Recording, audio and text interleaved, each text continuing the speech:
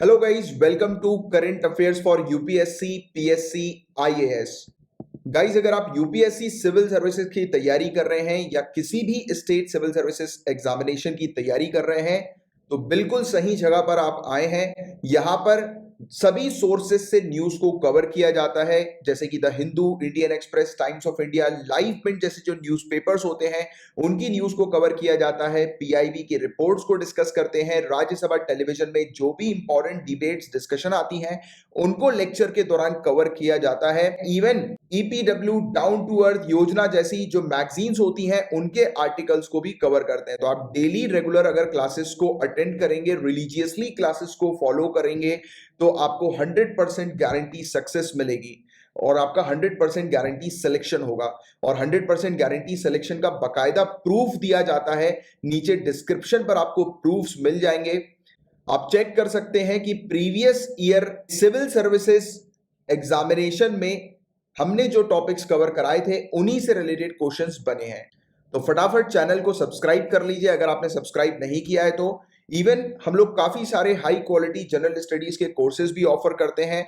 तो आने वाली स्लाइड्स में आपको कोर्सेज की डिटेल्स भी मिल जाएगी और हमारे दूसरे चैनल्स की इंफॉर्मेशन भी आपको प्रोवाइड करा दी जाएगी आने वाली स्लाइड्स में। और गाइस, नीचे डिस्क्रिप्शन पर टेलीग्राम के चैनल की लिंक भी आपको मिल जाएगी, आप उस चैनल को भी ज्वाइन कर सकते हैं। प्लस डिस्कशन ग्रुप भी है जहां पर काफी सारे सिविल सर्विसेज के एस्पिरेंट्स मौजूद हैं जो कि डेली बेसिस पर अपने जो भी डाउट्स वगैरह जो होते हैं उनको डिस्कस करते हैं।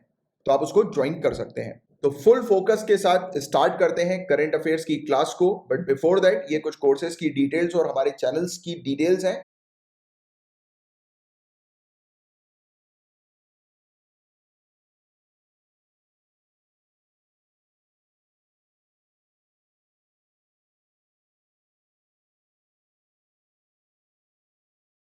चलो गाइज, नाम के आगे आईएएस लगाने की तैयारी शुरू करते हैं। आज पेपर 1 से रिलेटेड कोई टॉपिक नहीं आया है, डायरेक्टली पेपर 2 के टॉपिक से स्टार्ट कर रहे हैं हम लोग। तो बताया जा रहा है कि पाकिस्तान की जो सरकार है वो नए नियम बना रही है एफएटीएफ की डिमांड को फुलफिल करने के लिए। एफएटीएफ का टॉपिक बहुत ज्यादा इंपॉर्टेंट है, इसके बारे में आपको अच्छी जानकारी होनी चाहिए। फाइनेंशियल एक्शन टास्क फोर्स के बारे में कई बार इस टॉपिक को मैं आप लोग को पढ़ा चुका हूं। तो आपको पता होगा गाइस कि एफएटीएफ ने पाकिस्तान को ग्रे लिस्ट में रखा है, राइट। तो एफएटीएफ के बारे में मैं आपको पहले थोड़ा आइडिया देता हूं, जानकारी देता हूं, उसके बारे में पहले हम लोग पढ़ेंगे, फिर उसके बाद फिर ये जो टॉपिक न्यूज में है उसको समझेंगे, तब जाकर और बेटर तरीके से आपको ये टॉपिक समझ में आएगा। तो ध्यान दीजिएगा, FATF financial action task force इसका पूरा नाम है। ये एक इंटर गवर्नमेंटल बॉडी है जिसको 1989 में एस्टैब्लिश किया गया था। और क्वेश्चन आता है कि FATF किसका इनिशिएटिव है, तो आपको G7 पता होना चाहिए। ग्रुप ऑफ 7 नेशन का ये इनिशिएटिव हम लोग को देखने को मिलता है। ये एक पॉलिसी मेकिंग बॉडी है, पॉलिसी बनाती है ये, राइट। नीति निर्माणक निकाय ये हम लोग को देखने को मिलता है, पॉलिसीज बनाती है। कैसी पॉलिसीज बनाती हैं? जो वेरियस एरियाज में एक कंट्री की जो लेजिस्लेटिव है और रेगुलेटरी रिफॉर्म जो हम लोग को देखने को मिलता है, विधायी और नियामक सुधार जो है उसको करने के लिए ये वेरियस पॉलिसीज जो है वो क्रिएट करती है। देखो, आसान भाषा में इसका मेन जो काम होता है ना वो ये है कि पूरे दुनिया भर में से मनी लॉन्ड्रिंग को रिड्यूस करना है, खत्म करना है, और जितनी भी टेररिस्ट फाइनेंसिंग होती है उसको खत्म करना है। तो इसके जो ये फाइनेंशियल एक्शन टास्क फोर्स के जो ऑफिशियल्स होते हैं वो निगरानी रखते हैं कंट्रीज के ऊपर, कहीं किसी कंट्री के अंदर इलीगल सोर्सेस के थ्रू पैसा तो नहीं आ रहा। देखो, फाइनेंशियल एक्शन टास्क फोर्स है ये, तो फाइनेंस पर फोकस करती है, चेक करती है किसी कंट्री के अंदर इलीगल मींस से पैसा तो नहीं आ रहा, मनी लॉन्ड्रिंग के थ्रू पैसा तो नहीं आ रहा किसी कंट्री के अंदर, किसी कंट्री से पैसा जो इलीगल तरीके से आया है उसको कहीं वो कंट्री टेररिस्ट फाइनेंसिंग पर खर्चा तो नहीं कर रही, या फिर जो लीगल पैसा है उसका उपयोग टेररिस्ट फाइनेंसिंग में तो नहीं किया जा रहा। ये सब चीजें चेक की जाती हैं, इन सब चीजों के ऊपर ट्रैक रखा जाता है, राइट। एफएटीएफ का सेक्रेटेरिएट जो है वो हम लोग को Organisation of Economic Cooperation and Development के का जो हेडक्वार्टर है पेरिस में, वहीं पर ही देखने को मिलता है, राइट। इसका सेक्रेटेरिएट भी, इसके कार्य क्या है, तो इनिशियली इसको स्टैब्लिश किया गया था जांच करने के लिए और कदम उठाने के लिए कि कैसे मनी लॉन्ड्रिंग को रोका जा सकता है। मनी लॉन्ड्रिंग क्या होती है इसको मैं आपको थोड़ा समझाता हूं, थोड़ा आपको आइडिया होगा मनी लॉन्ड्रिंग के बारे में, फिर भी कुछ चीजें समझो। तो देखो मनी लॉन्ड्रिंग के बारे में समझना आप लोग के लिए बहुत ज्यादा जरूरी है, क्योंकि जनरल स्टडीज पेपर 3 सिक्योरिटी में और फाइनेंशियल इश्यूज जो हम लोग को देखने को मिलते हैं, तो उसमें मनी लॉन्ड्रिंग एक इंपॉर्टेंट टॉपिक है, right, mains point of view से। तो देखो जब भी हम लोग मनी लॉन्ड्रिंग की बात करते हैं हमारे दिमाग में हवाला आता है, ठीक है, हवाला की बात होती है। तो मैं आपको एक एग्जांपल के थ्रू समझाता हूं। जैसे कि होता क्या है, इसमें ब्लैक मनी जो होता है, काला धन जो होता है, वो एक कंट्री से दूसरे कंट्री में ट्रांसफर किया जाता है। अब जिसके पास, जिस व्यक्ति के पास काला धन है, ठीक है, एक एक्स नाम का व्यक्ति है, उसके पास ब्लैक मनी है, ये व्यक्ति क्या करेगा, हवाला के एजेंट को ढूंढेगा इंडिया के अंदर। फिर हवाला का एजेंट को ये पैसे देगा, पैसे ट्रांसफर करेगा, ठीक है, बोलेगा कि यार ये मेरे पास इतने रुपए हैं, 1 करोड़ रुपए, आप इसे जो है वो यूनाइटेड स्टेट्स में भेज दो डॉलर में ट्रांसफर करके, राइट, यानी कि कन्वर्ट करके आप यूनाइटेड स्टेट्स पहुंचाओ इस करेंसी को, मुझे यूनाइटेड स्टेट्स में ये करेंसी चाहिए, यानी कि ये पैसा चाहिए, ठीक है। तो हवाला का एजेंट कुछ कमीशन लेता है, कमीशन चार्ज करता है, और फिर उसके बाद ये पैसा जो है वो पहुंचा देता है यूनाइटेड स्टेट्स में, ठीक है। तो ये वाली चीज हम लोग को देखने को मिलती है।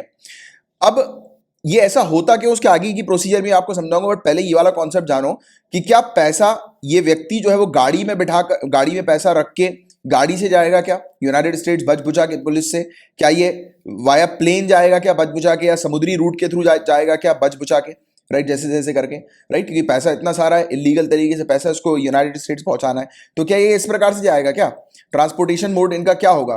तो देखो गाइस, इनका कुछ ट्रांसपोर्टेशन मोड नहीं होता, इनका जो पूरा धंधा चलता है, बिजनेस चलता है, वो सिर्फ कॉल्स पे चलता है, कॉल पे। ये व्यक्ति जो होगा हवाला का एजेंट, वो उस एक्स नाम के व्यक्ति को जिसका काला धन है, उसको बोलेगा यूनाइटेड स्टेट्स में कहां पर पहुंचाना है पैसा। तो वॉल स्ट्रीट बोल दिया उसने, जैसे कि वहां पर पहुंचा दो, वहां पर एक कार आके खड़ी होगी BMW, वहां पर पैसा रखवा दो उस कार के अंदर, राइट। तो ये क्या करेगा, अपने यूनाइटेड स्टेट्स वाले एजेंट को कॉल करेगा, बोलेगा कि मैंने पैसे रिसीव कर लिए हैं, तुम वहां से उसको 1 करोड़ रुपए, वो यूएस डॉलर में जो भी कन्वर्ट होकर आ रहा है, बन रहा है, वो दे दो उसको। तो वहां का जो एजेंट है वो उसको तुरंत पैसे देगा। इनकी जो डील होती है ना, एक फोन कॉल पे होती है, और हिसाब किताब जो होता है इनका, वो बिल्कुल इस टाइप का होता है, पेपर पर। जैसे कि कल को अब यहां पर इसका 1 करोड़ चला गया, अब 1 करोड़ जो है वो इंडिया पे जो है वो पहुंचाना है, और इसके कस्टमर को, इसके एजेंट को पहुंचाना है, तो इन लोग सिर्फ कॉल करके बात करें, तो मतलब इस तरह का बार्टर सिस्टम टाइप का आप कह सकते हो। यहां से उनने काम किया इनके लिए, वो खाते में लिख दिया, इतने अमाउंट का काम हुआ, वहां पे वो अपनी बुक में लिख लेंगे, और जैसे ही फिर उनको काम पड़ेगा तो वो उससे माइनस करते जाएंगे, जिस प्रकार की भी ये डीलिंग होगी। तो ये वाली जो डीलिंग होती है ना, ये फोन पर होती है इनकी। और आपको पता ही है ये क्रिमिनल्स लोग की, और इस प्रकार के जो बातें जो होती है, बात का महत्व होता है, बोलते हैं ना कि बोली का महत्व है, बात का महत्व है, हमारी बात पत्थर की लकीर है, राइट, बोलते हैं कि नहीं बोलते हैं। तो ये ऐसी इनकी डीलिंग होती है। तो एक आइडिया होना चाहिए इस प्रकार का भी, कल को आईपीएस वगैरह बनोगे आप, तो ये सब चीजों के बारे में तो जानकारी होनी चाहिए ना। वैसे तो आपको ट्रेन किया जाएगा, नो डाउट, बट फिर भी पता होना चाहिए इन सब चीजों के बारे में कि किस प्रकार से ये फंक्शन ऑपरेट करता है। अब आप बोलोगे सर यूनाइटेड स्टेट्स में इतना पैसा ले जाके ये व्यक्ति क्या करेगा, ये क्या करेगा, यूनाइटेड स्टेट्स के अंदर शेल कंपनी खोलेगा। शेल कंपनी, शेल कंपनी कौन सी कंपनी होती है, ये कंपनी कोई एग्जैक्ट होती नहीं है, ये सिर्फ पेपर पर कंपनी होती है। मतलब ये कंपनी ऑन पेपर होती है, हुआ तो हुआ, इन लोग ने एक बिल्डिंग या तो फिर एक किराए पर कोई प्लेस ले लिया दिखाने के लिए कि ये काम जो है वो यहां पर चल रहा है, वहां पर कुछ काम नहीं चल रहा होता है, पूरे को ना कोई मशीन चल रही होती है, ना कोई काम चल रहा होता है, कोई काम नहीं हो रहा, ठीक है। बट ये क्या करते हैं, ये फर्जी कंपनी को खोलकर वहां पर जो उनके पास पैसा, काला पैसा आया हुआ था, उसे अपने पास ट्रांसफर करते हैं। बिल्कुल ब्लैक मनी को ये व्हाइट मनी इस प्रकार से बना देते हैं। तो ब्लैक मनी को व्हाइट मनी बनाने का रूट भी जो होता है वो शेल कंपनीज के थ्रू होकर जाता है। तो ये सब क्या है, इलीगल तरीके हम लोग को देखने को मिलते हैं। और ये जो ब्लैक मनी जो होता है, कई बार लोग मनी लॉन्ड्रिंग के थ्रू, इसी प्रकार के हवाला सिस्टम के थ्रू ब्लैक मनी को टेररिस्ट तक भी पहुंचाते हैं, टेरर फाइनेंसिंग करने के लिए। तो इन सब एक्टिविटीज के ऊपर नजर रखने के लिए और इन सब एक्टिविटीज को रोकने के लिए जो बॉडी काम करती है वो कौन सी है, FATF, financial action task force. तो अब आपको FATF के फंक्शंस और रोल्स का आइडिया हुआ होगा कि ये क्या काम करती है। तो मनी लॉन्ड्रिंग को रोकने का इसका काम है। अक्टूबर 2001 में FATF ने अपने काम को और बढ़ा दिया था। टेररिस्ट फाइनेंसिंग को रोकने पर भी इसने काम करना शुरू कर दिया था, मनी लॉन्ड्रिंग को रोकने के अलावा। 2001 से पहले सिर्फ मनी लॉन्ड्रिंग पे काम करती थी, फिर अब टेररिस्ट फाइनेंसिंग पर भी इसने काम करना शुरू कर दिया, ट्रैक करना शुरू कर दिया कि कौन सी कंट्री के अंदर टेररिस्ट फाइनेंसिंग हो रही है। अप्रैल 2012 में इसने और प्रयास किए कि कैसे जो वेपन्स का जो प्रोलिफरेशन जो हम लोग को देखने को मिलता है, मतलब कि हथियार वगैरह जो लोग अपने पास जो है वो जमा करके रखते हैं, तो उसकी भी फाइनेंसिंग होती है, राइट। तो ये जो वेपन्स ऑफ मास डिस्ट्रक्शन जो होते हैं, यानी कि जो न्यूक्लियर वेपन्स टाइप के इस प्रकार के वेपन्स होते हैं जो बहुत बहुत ह्यूज डिस्ट्रक्शन करते हैं, और कुछ लोग जो है वो इस प्रकार के खतरनाक खतरनाक केमिकल वेपन्स अपने पास रखते हैं, तो इस पर भी रोक लगाने के लिए काम करती है, ठीक है, एफएटीएफ। तो इसके बारे में भी आपको पता होना चाहिए। अब देखिए एफएटीएफ में आज की डेट में कितने टोटल मेंबर्स हैं, तो आप ये ध्यान में रखना 37 कंट्रीज और 2 रीजनल ऑर्गेनाइजेशन, इसका मतलब टोटल 39 सदस्य हम लोग को देखने को मिलते हैं, और 2 क्षेत्रीय संगठन है। कौन से 2 क्षेत्रीय संगठन हम लोग को देखने को मिलते हैं? जीसीसी और ईसी, मतलब कि गल्फ कॉपरेशन काउंसिल और यूरोपियन कमीशन। यूरोपियन कमीशन और गल्फ कॉपरेशन काउंसिल, ये 2 रीजनल ऑर्गेनाइजेशन है, और 37 कंट्रीज हम लोग को इसके मेंबर के तौर पर देखने को मिलती हैं। तो ये चीज आप थोड़ी सी ध्यान में रखिएगा, और इंडिया भी इसकी मेंबर है, ये भी आप लोग को पता होना चाहिए, ठीक है। जैसे इंडिया हो गई, ऑस्ट्रेलिया हो गई, अर्जेंटीना हो गई, ब्राजील हो गई, कनाडा हो गई, चाइना हो गई, तो ये सब इसकी मेंबर्स हैं। एफएटीएफ की वेबसाइट पर जाकर आप इनके पूरे मेंबर्स की लिस्ट देख सकते हैं। वैसे इट इज नॉट इंपॉर्टेंट, बस ये ध्यान में रखना कि इंडिया इसकी मेंबर है, तो ठीक है, ये चीज आ सकती है। अब देखो एफएटीएफ 3 लिस्ट मेंटेन करती है, ब्लैक लिस्ट, ग्रे लिस्ट, और यहां पर शायद डार्क ग्रे लिस्ट के बारे में मेंशन नहीं है, बट मैं चाहूंगा कि आप अपने नोट्स में डार्क ग्रे लिस्ट भी रख लीजिए, क्योंकि ये वाली भी एक लिस्ट मेंटेन करती है एफएटीएफ। तो शुरुआत करते हैं ग्रे लिस्ट से। पहले ग्रे लिस्ट को समझो। जैसे कि पाकिस्तान को आपको मैं बता दूं कि पाकिस्तान को 2018 में 2018 में जून 2018 में एफएटीएफ ने ग्रे लिस्ट में पाकिस्तान को रख दिया था, क्योंकि देखो पाकिस्तान जो है वो वेरियस डॉक्यूमेंट्स नहीं दे पा रहा था, क्योंकि एफएटीएफ को पता लग गया था कि पाकिस्तान के अंदर से टेररिस्ट फाइनेंसिंग हो रही है, राइट, टेररिस्ट को फंड करता है पाकिस्तान। अब देखो पहले पाकिस्तान क्या बोलता था, हम टेररिस्ट को फंडिंग नहीं ऑफर करते, कुछ नहीं करते। आज की डेट में बोलने लायक नहीं रहा ये, क्योंकि एफएटीएफ ने क्लियरली बोल दिया कि ये इन्वॉल्व है टेररिस्ट फाइनेंसिंग में, राइट। तो कल को आप इंटरव्यू पैनल के सामने बैठो, अपना पर्सनालिटी टेस्ट दो, या फिर अगर मेंस में भी लिख रहे हो, तो आप बिल्कुल दावे के साथ लिख सकते हो कि Pakistan is involved in terrorist financing, Pakistan terrorist financing में इन्वॉल्व है, एंड उसके बारे में इवन एफएटीएफ ने भी कंफर्म किया है। FATF confirmed about it, right, and put Pakistan in its grey list. Pakistan को इसकी ग्रे लिस्ट में इसने शामिल किया है 2018 में एफएटीएफ ने। तो पाकिस्तान को जो है पाकिस्तान को एफएटीएफ ने जो ग्रे लिस्ट में रखा है, क्योंकि वो टेररिस्ट फाइनेंसिंग में इन्वॉल्व है, राइट। एफएटीएफ ने पहले वार्निंग दी थी पाकिस्तान को कि तुम यार जो टेररिस्ट फाइनेंसिंग जो कर रहे हो, हमें उसके बारे में पता है, इस टेररिस्ट फाइनेंसिंग को बंद कर दो, राइट। हमें खबर नहीं मिलनी चाहिए कि आप टेररिस्ट फाइनेंसिंग में इन्वॉल्व हो। और फिर इसको कुछ कहा गया कि आप कुछ डॉक्यूमेंट्स वगैरह जारी करो कि आप अपने जो फंड्स वगैरह जो होते हैं वो कहां कहां पर ट्रांसफर करते हो, ये वाला जो आपका ट्रांजैक्शन है, क्योंकि कुछ खुफिया चीजें होती हैं इनके पास, इंटेलिजेंस के थ्रू पता लग जाती है। बोलते बताओ जरा कि ये वाला ट्रांजैक्शन आपका कहां पर गया है, इसका क्या उपयोग किया आपने, इतने अमाउंट का, इतने ट्रांजैक्शन का, राइट। तो उन सब चीजों का जवाब पाकिस्तान नहीं दे पाया, तो पाकिस्तान को ग्रे लिस्ट में रख दिया। अब ये ग्रे लिस्ट ऐसी लिस्ट होती है, आपको एक आइडिया लग गया होगा, इनिशियल फेज में, मतलब कि एक वार्निंग दी जाती है कि बेटा अभी भी समझ जाओ, अभी भी नहीं समझोगे तो तुम्हें ब्लैक लिस्ट में रख दिया जाएगा, राइट। तो वो चीज होती है। तो कंट्रीज जो कि सेफ हेवन होती हैं, या फिर जो टेरर फंडिंग को सपोर्ट कर रही होती हैं, मनी लॉन्ड्रिंग कर रही होती हैं, राइट, तो उन्हें एफएटीएफ ग्रे लिस्ट में रखता है। ये वार्निंग के तौर पर रखता है, उस कंट्री को वार्निंग दी जाती है कि अगर सुधरोगे नहीं बेटा तो तुम्हें ब्लैक लिस्ट में डाल दिया जाएगा। फिर क्या होता है, कंट्री फिर भी नहीं सुधर रही, एक वार्निंग देने के बाद फिर आती है दूसरी वार्निंग, जो डार्क ग्रे लिस्ट की हम लोग को देखने को मिलती है, ठीक है। डार्क ग्रे लिस्ट यानी कि सेकंड वार्निंग, कि बेटा आप दूसरी बार समझा रहे हैं, समझ जाओ। अब फिर भी नहीं समझा सामने वाला, तो उसको ब्लैक लिस्ट में डाल दिया जाता है। ये इस पर्टिकुलर लिस्ट को नॉन कोऑपरेटिव कंट्रीज या टेरिटरीज जो है वो कहा जाता है, इन्हें ब्लैक लिस्ट में डाल दिया जाता है। ये कंट्री जो है वो टेरर फंडिंग को और मनी लॉन्ड्रिंग एक्टिविटी को सपोर्ट कर रही होती है। वेरियस वार्निंग देने के बाद भी इन्होंने इन सब एक्टिविटी को बंद नहीं किया होता, बट हालांकि एफएटीएफ फिर भी रिवाइज करती है बार बार इन सब लिस्ट को, कि ब्लैक लिस्ट से किसी को निकालना है या ग्रे लिस्ट में किसी को डालना है या निकालना है। तो ये बार बार इनकी वो चीज होती रहती है, यानी कि चेक करते रहते हैं कि सुधरी की नहीं सुधरी कंट्री, राइट। तो ये वाली चीज भी होती है। अब आप सवाल उठाओ कि सर ये ब्लैक लिस्ट ग्रे लिस्ट में डालने का, अगर डाल दिया किसी कंट्री को, जैसे मान लेते हैं कोई कंट्री ग्रे लिस्ट में आ गई या ब्लैक लिस्ट में आ गई, तो उस कंट्री के लिए क्या होगा, मतलब क्या ऐसा होगा उस कंट्री के लिए, क्या परेशानी उसको झेलनी पड़ सकती है, क्या है ये, मतलब ग्रे लिस्ट में डाल दिया तो उसके बाद क्या। अब देखो जैसे कि पाकिस्तान है, पाकिस्तान को ग्रे लिस्ट के अंदर डाल दिया एफएटीएफ ने, इसका मतलब उसको वार्निंग दे दी, यानी कि पूरे दुनिया को पता लग चुका है कि पाकिस्तान टेररिस्ट फाइनेंसिंग में और मनी लॉन्ड्रिंग में इन्वॉल्व है, ठीक है। अब काफी सारी एमएनसीज हम लोग को देखने को मिलती है, मल्टीनेशनल कंपनीज वगैरह, राइट। तो वो डील कर रही होती है पाकिस्तान के अंदर, राइट, बाहर से, राइट, फॉरेन से डील कर रही होती है। अब FATF जो है, जैसे कि कोई बड़ा अमाउंट है, राइट, जो कि ट्रांजैक्शन हो रहा है बड़े अमाउंट का एमएनसी के बीच में, किसी कोई भी कंपनी के बीच में और पाकिस्तान गवर्नमेंट के बीच में, या पाकिस्तान के अंदर, पाकिस्तान की टेरिटरी में, या पाकिस्तान में पैसा जा रहा है, ठीक है, एक एमएनसी से या पैसा आ रहा है, FATF जाएगी एमएनसी के पास पूछताछ करने कि भाई बताओ ये ट्रांजैक्शन क्यों हुआ। अब मैं ये नहीं कहता कि एमएनसी गलत है, राइट, बट कोई भी मल्टीनेशनल कंपनी नहीं चाहेगी कि कोई ऑफिशियल अथॉरिटी उसके दफ्तर में आए और आकर पूछताछ करे, राइट। कोई नहीं चाहेगा, सबको अपनी रेपुटेशन पसंद है। जैसे कि बात बिल्कुल वैसे ही है कि अगर कोई व्यक्ति चोर उचक्का है, गुंडा है, राइट, उस व्यक्ति के साथ अगर सीधा साधा व्यक्ति अगर बात भी करता है तो सीधा साधे व्यक्ति को भी पकड़े जाने का उतना ही खतरा होता है जितना कि एक्चुअल मुजरिम को होता है ना, ऐसी ये वाली चीज। जैसे कि अपन ही देख लें, जैसे कि मैं अगर एक इंस्टीट्यूशन चला रहा हूं और मुझे पता लगता है कि मैं जिन लोगों के साथ काम कर रहा हूं वो लोग जो है वो किसी गलत धंधे में इन्वॉल्व है, ड्रग्स के धंधे में या किसी भी धंधे में इन्वॉल्व है,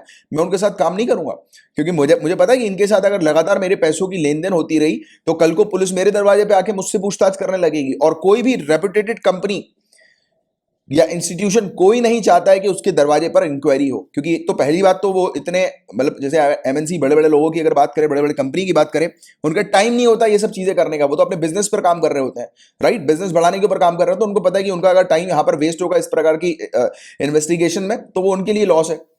और दूसरी बात रेपुटेशन। अब जब पूरे दुनिया जहां को पता है कि पाकिस्तान जो है वो टेररिस्ट फाइनेंसिंग करती है और उसके साथ अगर कोई एमएनसी लिंक क्रिएट कर रही है, उसके साथ संबंध बना रही है, तो हो सकता है कि दूसरी जो प्रतिष्ठित कंट्रीज वगैरह हैं या दूसरी कंपनीज वगैरह हैं वो इसके साथ डील नहीं करेंगी, इसको बॉयकॉट कर देंगे, बोलेंगे अरे यार तुम्हारी संगति खराब है, जाओ तुम उसी के साथ डील करो। बात को समझना। और इस प्रकार से यानी कि अपन लोकल और आसान भाषा में ही अगर चीजों को समझने की कोशिश करें तो बड़ी बड़ी चीज आसानी से समझ में आ जाती है। अब देखो कितने इजी एग्जांपल्स के थ्रू मैंने आपको ये वाली चीज समझा दी कि क्यों पाकिस्तान अगर ग्रे लिस्ट में तो उसके लिए क्या नुकसान है। नुकसान है, उसके साथ कोई काम नहीं करेगा, ट्रेड नहीं करेगा, काफी सारी कंट्रीज जो है वो उसको बॉयकॉट कर देंगी, कोई काम वाम नहीं करना। अब पाकिस्तान के साथ अगर कोई ट्रेड नहीं करेगा, कोई काम नहीं करेगा, तो आने वाले समय में पाकिस्तान कंट्री खत्म हो जाएगी। खाने पीने के लिए वहां के सिटीजन्स के पास पैसा रहेगा नहीं, बिजनेस नहीं चलेगा, धंधा नहीं चलेगा, तो क्या खाएंगे, क्या कमाएंगे, कैसे आगे बढ़ेंगे, राइट। तो ये वाली चीज है। World bank, international monetary fund, ये सब इसको लोन नहीं देंगी, सपोर्ट नहीं करेंगी, इंटरनेशनल प्लेटफॉर्म में उसको सपोर्ट नहीं किया जाएगा, राइट। तो ये सब चीजें हैं। और ये तो हो गई बात ग्रे लिस्ट की। ब्लैक लिस्ट में और बुरी हालत हो जाती है, मतलब कि ग्रे लिस्ट में एक बार वार्निंग दी जाती है कि बेटा ब्लैक लिस्ट में आ जाओगे तो पूरी जगह से बॉयकॉट कर दिए जाओगे, है ना। तो ये वाली चीज होती है, इसलिए कोई भी कंट्री पसंद नहीं करती कि वो जो है वो इस प्रकार से किसी के मतलब FATF की ग्रे लिस्ट या ब्लैक लिस्ट में आए, राइट। तो होपफुली आपको ये बहुत अच्छे से कॉन्सेप्ट क्लियर हो गया होगा। अब देखो, क्योंकि ये वाली जो चीज है, ये वाला टॉपिक है, लगातार न्यूज में है यार, और इसलिए और जो टॉपिक लगातार होते हैं उनसे रिलेटेड क्वेश्चंस पूछे जाते हैं। अब देखो, जैसे कि मैंने आपको बताया कि इकोनॉमिक सैंक्शन लग जाते हैं, यानी कि क्या क्या फेस करना पड़ता है एक कंट्री को अगर वो ग्रे लिस्ट में आ जाती है, और ब्लैक लिस्ट में तो पूरी तरह से बॉयकॉट हो जाता है। तो इकोनॉमिक सैंक्शन लगा देते हैं IMF, world bank, ADB, Asian development bank, जैसा मैंने भी आपको बताया था, राइट। लोन्स मिलने में उनको परेशानी आने लगती है वर्ल्ड बैंक से, ADB से और दूसरी कंट्री से। इंटरनेशनल ट्रेड जो है वो रिड्यूस हो जाता है। वो पूरी चीज जो मैंने भी आपको एक्सप्लेन करी, देखो पॉइंट बाय पॉइंट यहां पर लिखा हुआ है। और इंटरनेशनल बॉयकॉट, पूरे यानी कि इंटरनेशनल प्लेटफॉर्म में उसको बॉयकॉट कर दिया जाएगा, उसको कोई सपोर्ट नहीं करेगा। अगर उसको कुछ चीज चाहिए तो उसको कोई प्रोवाइड नहीं कराएगा, तो मतलब बहुत बुरी स्थिति, खराब, राइट। तो ये वाली चीज हम लोग को देखने को मिलती है। और अभी ये टॉपिक न्यूज में क्यों है, तो आइए इसके बारे में बात कर लेते हैं। तो आइडिया लगी गया आपको पाकिस्तान के बारे में कि पाकिस्तान ग्रे लिस्ट में थी। तो पाकिस्तान सरकार अभी नए नियम बना रही है कि कैसे FATF की ग्रे लिस्ट से बाहर आ सके ये, राइट। तो इसने कुछ नए नियम जो है वो बनाए हैं मनी लॉन्ड्रिंग और टेरर फाइनेंसिंग केसेस को रोकने के लिए, राइट। तो ये क्या कार्रवाई कर रही है, तो देखो ये बोल रही है कि जितने भी एंटी मनी लॉन्ड्रिंग के केसेस हैं उनकी जांच की जाएगी, उनकी बेहतर तरीके से इन्वेस्टिगेशन की जाएगी, राइट। पुलिस के द्वारा ये एजेंसी वगैरह भी सेटअप कर रहे हैं, एंटी करप्शन एजेंसी वगैरह जो इनकी है, और इस प्रकार की और दूसरी एजेंसीज वगैरह जो है, स्पेशलाइज्ड एजेंसी और कुछ पर्टिकुलर विंग वगैरह को सेटअप कर रहे हैं, स्पेशलाइज्ड विंग को, जिससे कि एंटी मनी लॉन्ड्रिंग के केसेस जो है वो उसको बेहतर तरीके से इन्वेस्टिगेट कर सकें और पाकिस्तान के अंदर किसी प्रकार की मनी लॉन्ड्रिंग ना हो, तो उस पर रोक लगाई जा सके। तो इस पर ही बेसिकली ये काम करने पर फोकस कर रहे हैं और इसलिए नए नियम लेकर आए। बट इतना ये सब चीजें एग्जाम में नहीं आएगी, आपको तो सिंपली बस ये वाली चीज पता होनी चाहिए कि FATF के द्वारा पाकिस्तान को ग्रे लिस्ट में डाला गया था। अब पाकिस्तान कुछ कदम उठा रही, क्योंकि पाकिस्तान को बहुत सारी जगहों से मना हो गया है कि ट्रेड नहीं हो पा रहा, बिजनेस नहीं चल पा रहा, तो वो सोच रही है, अरे यार ये तो लफड़ा हो गया, राइट। तो हमें तो अपनी स्थिति सुधारनी होगी, राइट। हमें जो है वो इस प्रकार की एक्टिविटी जो हमारे यहाँ पे हो रही है उसको बंद करना होगा। तो ये वाली चीज है। और इस उपायों के आधार पर FATF जो है, अगर पाकिस्तान, FATF ने जो चीज कही है कि क्या क्या चीजें पाकिस्तान को फुलफिल करनी है, क्या क्या डॉक्यूमेंटेशन देने, अगर वो पूरे प्रोवाइड करा सकती है तो फिर उसे जो है वो एग्जिट कर दिया जाएगा इस लिस्ट से, यानी कि वो क्लीन चिट उसको मिल जाएगी कि चलो ठीक है, अब कुछ नहीं हो रहा, वहां पर पाकिस्तान के अंदर ऐसी एक्टिविटी नहीं हो रही। तो ये वाली बात है। तो इससे रिलेटेड न्यूज थी और ये पूरा FATF का टॉपिक था। होपफुली बहुत अच्छे से आपको क्लियर हुआ होगा। अब देखिए, बताया जा रहा है कि चाइना ने बांग्लादेश को थ्रेटन किया है, यानी कि चाइना ने डराया है, बांग्लादेश को धमकी दी है और कहा है कि अगर वो क्वाड को ज्वाइन करती है, बांग्लादेश क्वाड कंट्री को, ग्रुप ऑफ 4 कंट्रीज जो है क्वाड कंट्रीज, क्वाड्रिलेटरल कंट्रीज, पता है ना कौन सी, इंडिया, कितनी बार बात करी हमने, India, Japan, Australia, United states, very important, ये नाम बिल्कुल रटे हुए हो जाने चाहिए अभी तक। तो अगर बांग्लादेश क्वाड को ज्वाइन करती है, उनके साथ किसी प्रकार की डील करती है, तो बांग्लादेश को जो है वो भरपाई करनी पड़ेगी, यानी कि बहुत बुरी स्थिति बांग्लादेश की चाइना कर देगा, ऐसा इसने धमकी दी है, राइट। तो चाइना ने बहुत बुरी तरह से धमकी दी है, राइट, बांग्लादेश को, कि वो अगर बांग्लादेश पार्टिसिपेट करती है क्वाड में तो फिर बांग्लादेश के साथ ये मान के चलो कि उसके संबंध पूरी तरह से खराब हो जाएंगे। और चाइना ने क्वाड को एंटी चाइना ग्रुप के तौर पर देखा और कहीं ना कहीं ये बिल्कुल सही भी है, क्योंकि क्वाड भी कई बार खुद ही बोलता है कि हम ये 4 कंट्रीज मिलकर चाइना को काउंटर करना है हम लोग को इस क्षेत्र में, पैसिफिक इंडियन ओशन के क्षेत्र में। और गाइस 2020 से ही अगर हम लोग देखें तो चाइना जो है वो इस मुद्दे पे, और स्पेशली अगर क्वाड की अगर हम लोग बात करें तो क्वाड को लेकर जो है, क्वाड को रेफर करते हुए चाइना जो है वो बहुत स्ट्रिक्ट हो गया है। और स्ट्रिक्ट भी नहीं, मतलब कि अगर हम बात करें अनडिप्लोमेटिक चीजों की अगर बात करें, जैसा भी उसने बांग्लादेश के साथ किया, राइट, यानी कि किसी भी कंट्री को इस प्रकार की वार्निंग देना सही बात नहीं है, वो डिप्लोमेटिक पॉलिसी के अंदर आता ही नहीं है। तो अनडिप्लोमेटिक तरीके से हमने देखा कि बांग्लादेश को अभी वार्निंग दी। ये क्लियरली इंडिकेट करता है कि बीजिंग जो है वो चिढ़ गया है, राइट, इस ग्रुप से, क्वाड ग्रुप से, और उसको पता है कि ये जो ग्रुप है वो इंडो पैसिफिक क्षेत्र में चाइना को काउंटर करने के लिए हमें देखने को मिल रहा था। इसको लेकर वो बहुत बुरी तरह से क्वाड से चिढ़ गया है, राइट। क्वाड ग्रुपिंग के बारे में आपको पढ़ा ही चुका हूं, जापान, इंडिया, ऑस्ट्रेलिया और USA, ये 4 कंट्रीज के नाम आप ध्यान में रखना। तो क्वाड्रिलेटरल सिक्योरिटी डायलॉग ये हम लोग को देखने को मिलता है, क्वाड ग्रुप। सभी 4 कंट्रीज जो है ये बेसिकली एक कॉमन ग्राउंड क्रिएट करते हैं। इनको पता है, एक तो चारों कंट्री जो है डेमोक्रेटिक कंट्री हम लोग को देखने को मिलती है, इस क्षेत्र पर उनका कॉमन इंटरेस्ट है कि मैरीटाइम ट्रेड जो है वो फ्री होना चाहिए, यानी कि किसी प्रकार की रोक नहीं होनी चाहिए, और इंडो पैसिफिक क्षेत्र है वहां पर सिक्योरिटी बरकरार होनी चाहिए। और इनका मेन फोकस चाइना के ऊपर ही है, क्योंकि इस क्षेत्र पर चाइना क्या करता है, चाइना इस क्षेत्र को कंट्रोल करने की कोशिश करता है। चाइना बोलता है जैसे कि साउथ चाइना सी जो है वो चाइना का है, राइट। कई बार ऑस्ट्रेलिया के पास आकर, ऑस्ट्रेलिया के समुद्र में आकर अपनी सबमरीन भेजकर वापस रिटर्न कर देता है, ऑस्ट्रेलिया को पैनिक कर देता है।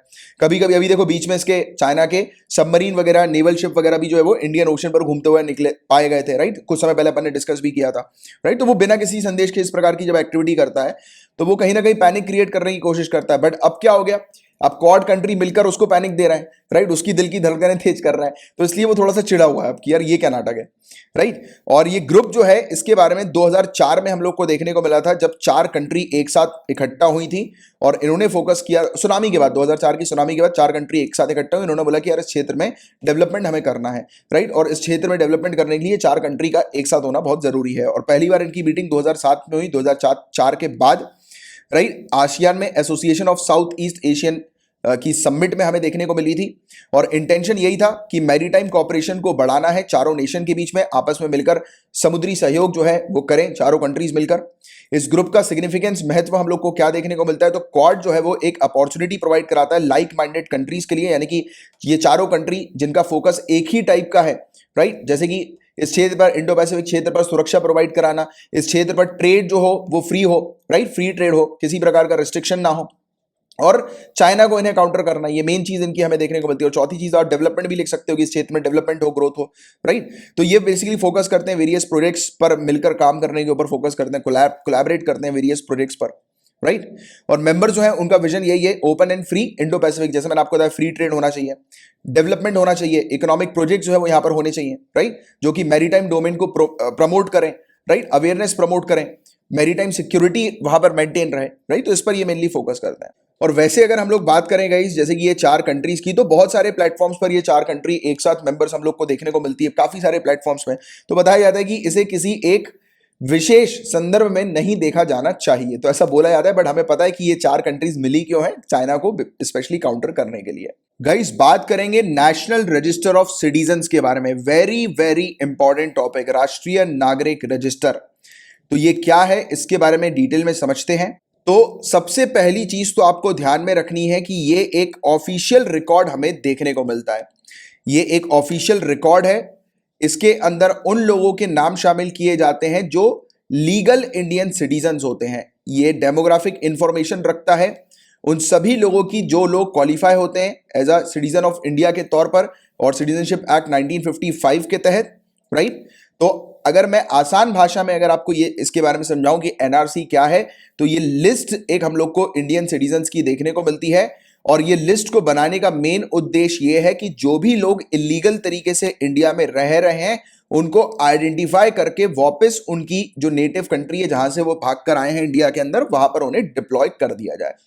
क्योंकि कोई भी टॉपिक पढ़ो आप तो उसका मेन पर्पस आपको पता होना चाहिए कि अगर ये एनआरसी है, नेशनल रजिस्टर ऑफ सिटीजन है, तो एक तो समझ आएगा कि रजिस्टर है ये, राइट। तो यहां पर एक लिस्ट जो है वो प्रिपेयर की जाती है। अब किसकी लिस्ट प्रिपेयर की जाती है? राष्ट्रीय नागरिक इंडियन सिटीजन की जो लिस्ट जो है वो प्रिपेयर की जाती है ना। तो इस लिस्ट जो होती है वो इंडियन सिटीजन्स की होती है।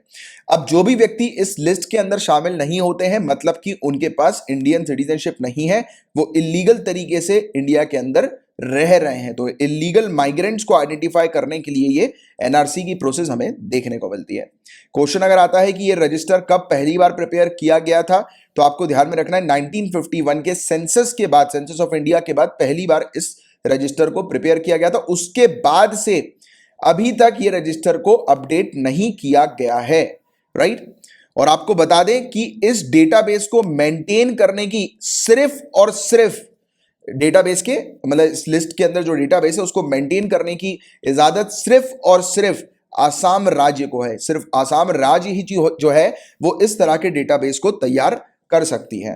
केवल आसाम, केवल ओनली आसाम स्टेट। तो बार बार मैं आसाम के ऊपर स्ट्रेस इसलिए दे रहा हूं क्योंकि आप जब आसाम के मैप को देखेंगे तो आपको नजर आएगा कि आसाम स्टेट जो है बांग्लादेश के साथ अपनी बाउंड्री शेयर करती है। और 1971 में लाखों की संख्या में बांग्लादेशी इलीगल तरीके से इंडिया में एंटर हुए थे और इवन आज भी बिना किसी वैलिड वीजा, पासपोर्ट, परमिशन के इंडिया के अंदर ही रह रहे हैं। बिना किसी सिटीजनशिप के इंडिया के अंदर ये लोग रह रहे हैं, राइट। तो उनको आइडेंटिफाई करके दोबारा से उनको वापस डिपोर्ट करने के ऊपर फोकस करते हुए ये लिस्ट को अपडेट करने की बात की जा रही है। और एनआरसी की अपडेट की प्रक्रिया जो है वो कंप्लीट हो चुकी है। इसके बारे में भी आपको पता होना चाहिए। लेटेस्ट डेटा उसका निकल चुका है, राइट। उसमें भी काफी सारे लोगों के नाम शामिल नहीं है। तो वो लोग फॉरेनर ट्राइब्यूनल कोर्ट में, फॉरेनर्स ट्राइब्यूनल में अभी भी अपनी एप्लीकेशंस दे रहे हैं, राइट, कि जिससे कि वहां पर फॉरेनर्स ट्राइब्यूनल पर जो है वो साबित कर सकें कि वो इंडियन सिटीजन ही है। क्योंकि कई बार ये भी ऐसी एप्लीकेशंस आ रही हैं कि काफी सारे लोग हैं जिनके पास अपनी सिटीजनशिप को प्रूव करने के लिए कोई वैलिड डॉक्यूमेंट नहीं है। क्योंकि होते हैं कुछ गरीब लोग, उनके वो अपने डॉक्यूमेंट्स वगैरह मेंटेन करके नहीं रखते हैं, तो वो दावा कर रहे हैं कि वो इंडियन सिटीजन ही है, बट उनके पास कोई वैलिड डेटा नहीं है, वैलिड प्रूफ नहीं है, राइट। तो उसका भी केस जो है वो कई सारे लोगों का केस इस प्रकार से हम लोग को देखने को मिल रहा है फॉरेनर्स ट्राइब्यूनल में, राइट। और आपको बता दें 2014 में ऑनरेबल सुप्रीम कोर्ट ने ऑर्डर किया था कि एनआरसी की लिस्ट को अपडेट कर दिया जाए। सिटीजनशिप एक्ट 1955 और सिटीजनशिप रूल्स 2003 के अकॉर्डिंग आसाम के सभी पार्ट्स में, और ये प्रोसेस जो थी वो 2015 में ऑफिशियली शुरू हो गई थी। और गाइस, एनआरसी को लेकर अभी इशू भी काफी ज्यादा चल रहे हैं। इवन ऑनरेबल सुप्रीम कोर्ट ने भी कहा था कि जो अपडेटेड लिस्ट है एनआरसी की, उसकी जो पूरी एक्सरसाइज प्रक्रिया जो हो रही है तो उसको मॉनिटर किया जाए प्रॉपर तरीके से। क्योंकि 3.5 करोड़ या फिर 3 करोड़ 30 लाख एग्जैक्टली अगर हम लोग बात करें तो इतने एप्लीकेंट्स में से करीब 20 लाख के आसपास या 19 लाख से लेकर 20 लाख के आसपास ऐसे एप्लीकेंट्स हैं जिनको इस अपडेटेड ड्राफ्ट से हटा दिया गया है। और वो बोल रहे हैं कि वो इंडियन सिटीजन्स हैं, बट फिर भी उन्हें इस लिस्ट में शामिल नहीं किया गया क्योंकि उनके पास वैलिड डॉक्यूमेंट्स नहीं थे ये प्रूव कर पाए कि वो इंडियन सिटीजन्स हैं, राइट। तो ये एनआरसी का जो टॉपिक है ये काफी ज्यादा इंपॉर्टेंट टॉपिक है। इससे रिलेटेड जो मैंने आपको फैक्ट्स बताए हैं वो डेफिनेटली आपको पता होनी चाहिए। प्रीलिम्स में इससे रिलेटेड क्वेश्चंस आपसे पूछे जा सकते हैं एनआरसी के बारे में। अब आपको बता दें कि अभी ये टॉपिक हमें न्यूज में क्यों देखने को मिला था। तो आसाम के चीफ मिनिस्टर, आसाम के मुख्यमंत्री हिमंता बिस्वा शर्मा, इन्होंने कहा है और इनकी जो गठबंधन वाली सरकार है उन्होंने ये चीज कही है कि जो अपडेटेड लिस्ट जो सिटीजन्स की है, स्पेशली उन डिस्ट्रिक्ट की जो डिस्ट्रिक्ट बांग्लादेश के साथ अपनी बाउंड्री शेयर करती हैं, आसाम की वो डिस्ट्रिक्ट, तो वहां पर 20% जो एप्लीकेंट्स हैं उनका रीवेरिफिकेशन करना चाहिए और जो रिमेनिंग डिस्ट्रिक्ट्स हैं वहां पर 10% का रीवेरिफिकेशन फिर से करना चाहिए, यह सुनिश्चित करने के लिए कि किसी के साथ अन्याय ना हो। मतलब कि कोई ऐसा व्यक्ति जो इंडियन सिटीजन है बट उसके पास वैलिड डॉक्यूमेंट्स वो नहीं दिखा पा रहा है या उसने नहीं रखे हैं अपने पास संभाल के, तो उस कारणवश जो है वो उसको नुकसान नहीं पहुंचना चाहिए। तो ये है गाइस जिसके बारे में आपको एक बेसिक सी जानकारी, बेसिक सा आइडिया होना चाहिए, राइट गाइस। बहुत ज्यादा इंपॉर्टेंट टॉपिक की अब बात करेंगे, FCRA। अगेन ये टॉपिक रिपीटेड है जिसके बारे में पहले मैं आपको पढ़ा चुका हूं, foreign contribution regulation act. Very important topic. देखो इसके नाम से आपको क्या समझ में आ रहा है, फॉरेन कंट्रीब्यूशन, जो भी फॉरेनर्स का कंट्रीब्यूशन आता है इंडिया के अंदर तो उसको रेगुलेट करने के ऊपर ये कानून है, राइट। तो अभी मुद्दा क्या हम लोग को देखने को मिल रहा है कि कुछ एनजीओ हैं वो दिल्ली पहुंच गए, दिल्ली हाई कोर्ट पहुंच गए। क्यों पहुंच गए, तो वो चैलेंज कर रहे हैं यूनियन होम मिनिस्ट्री के एक डिसीजन को। यूनियन होम मिनिस्ट्री ने अमेंड किया है FCRA को और मैंडेटरी बनाया है ऐसे एनजीओ को जो फॉरेन कंट्रीब्यूशन लेते हैं, राइट, जिनके पास फॉरेन फंडिंग आती है, तो उनको न्यू दिल्ली के अंदर SBI की एक ब्रांच में जो है वो खाता खुलवाना होगा और उसके लिए उन्होंने 31 मार्च की उन्हें डेडलाइन दे रखी है, राइट, कि 31 मार्च तक खाता जो है वो खुलवा लें। कहां पर, न्यू दिल्ली के अंदर SBI ब्रांच में। ऐसे एनजीओ जो फॉरेन फंडिंग रिसीव करते हैं, जिनको फॉरेन से, विदेशों से जो है वो फंड मिलता है, डोनेशन मिलता है, कंट्रीब्यूशन इन्हें मिलता है। अब ऐसा क्यों किया, तो लॉजिक लगाओ, राइट। काफी सारे एनजीओ हैं जो घोटाला करते हैं, ठीक है।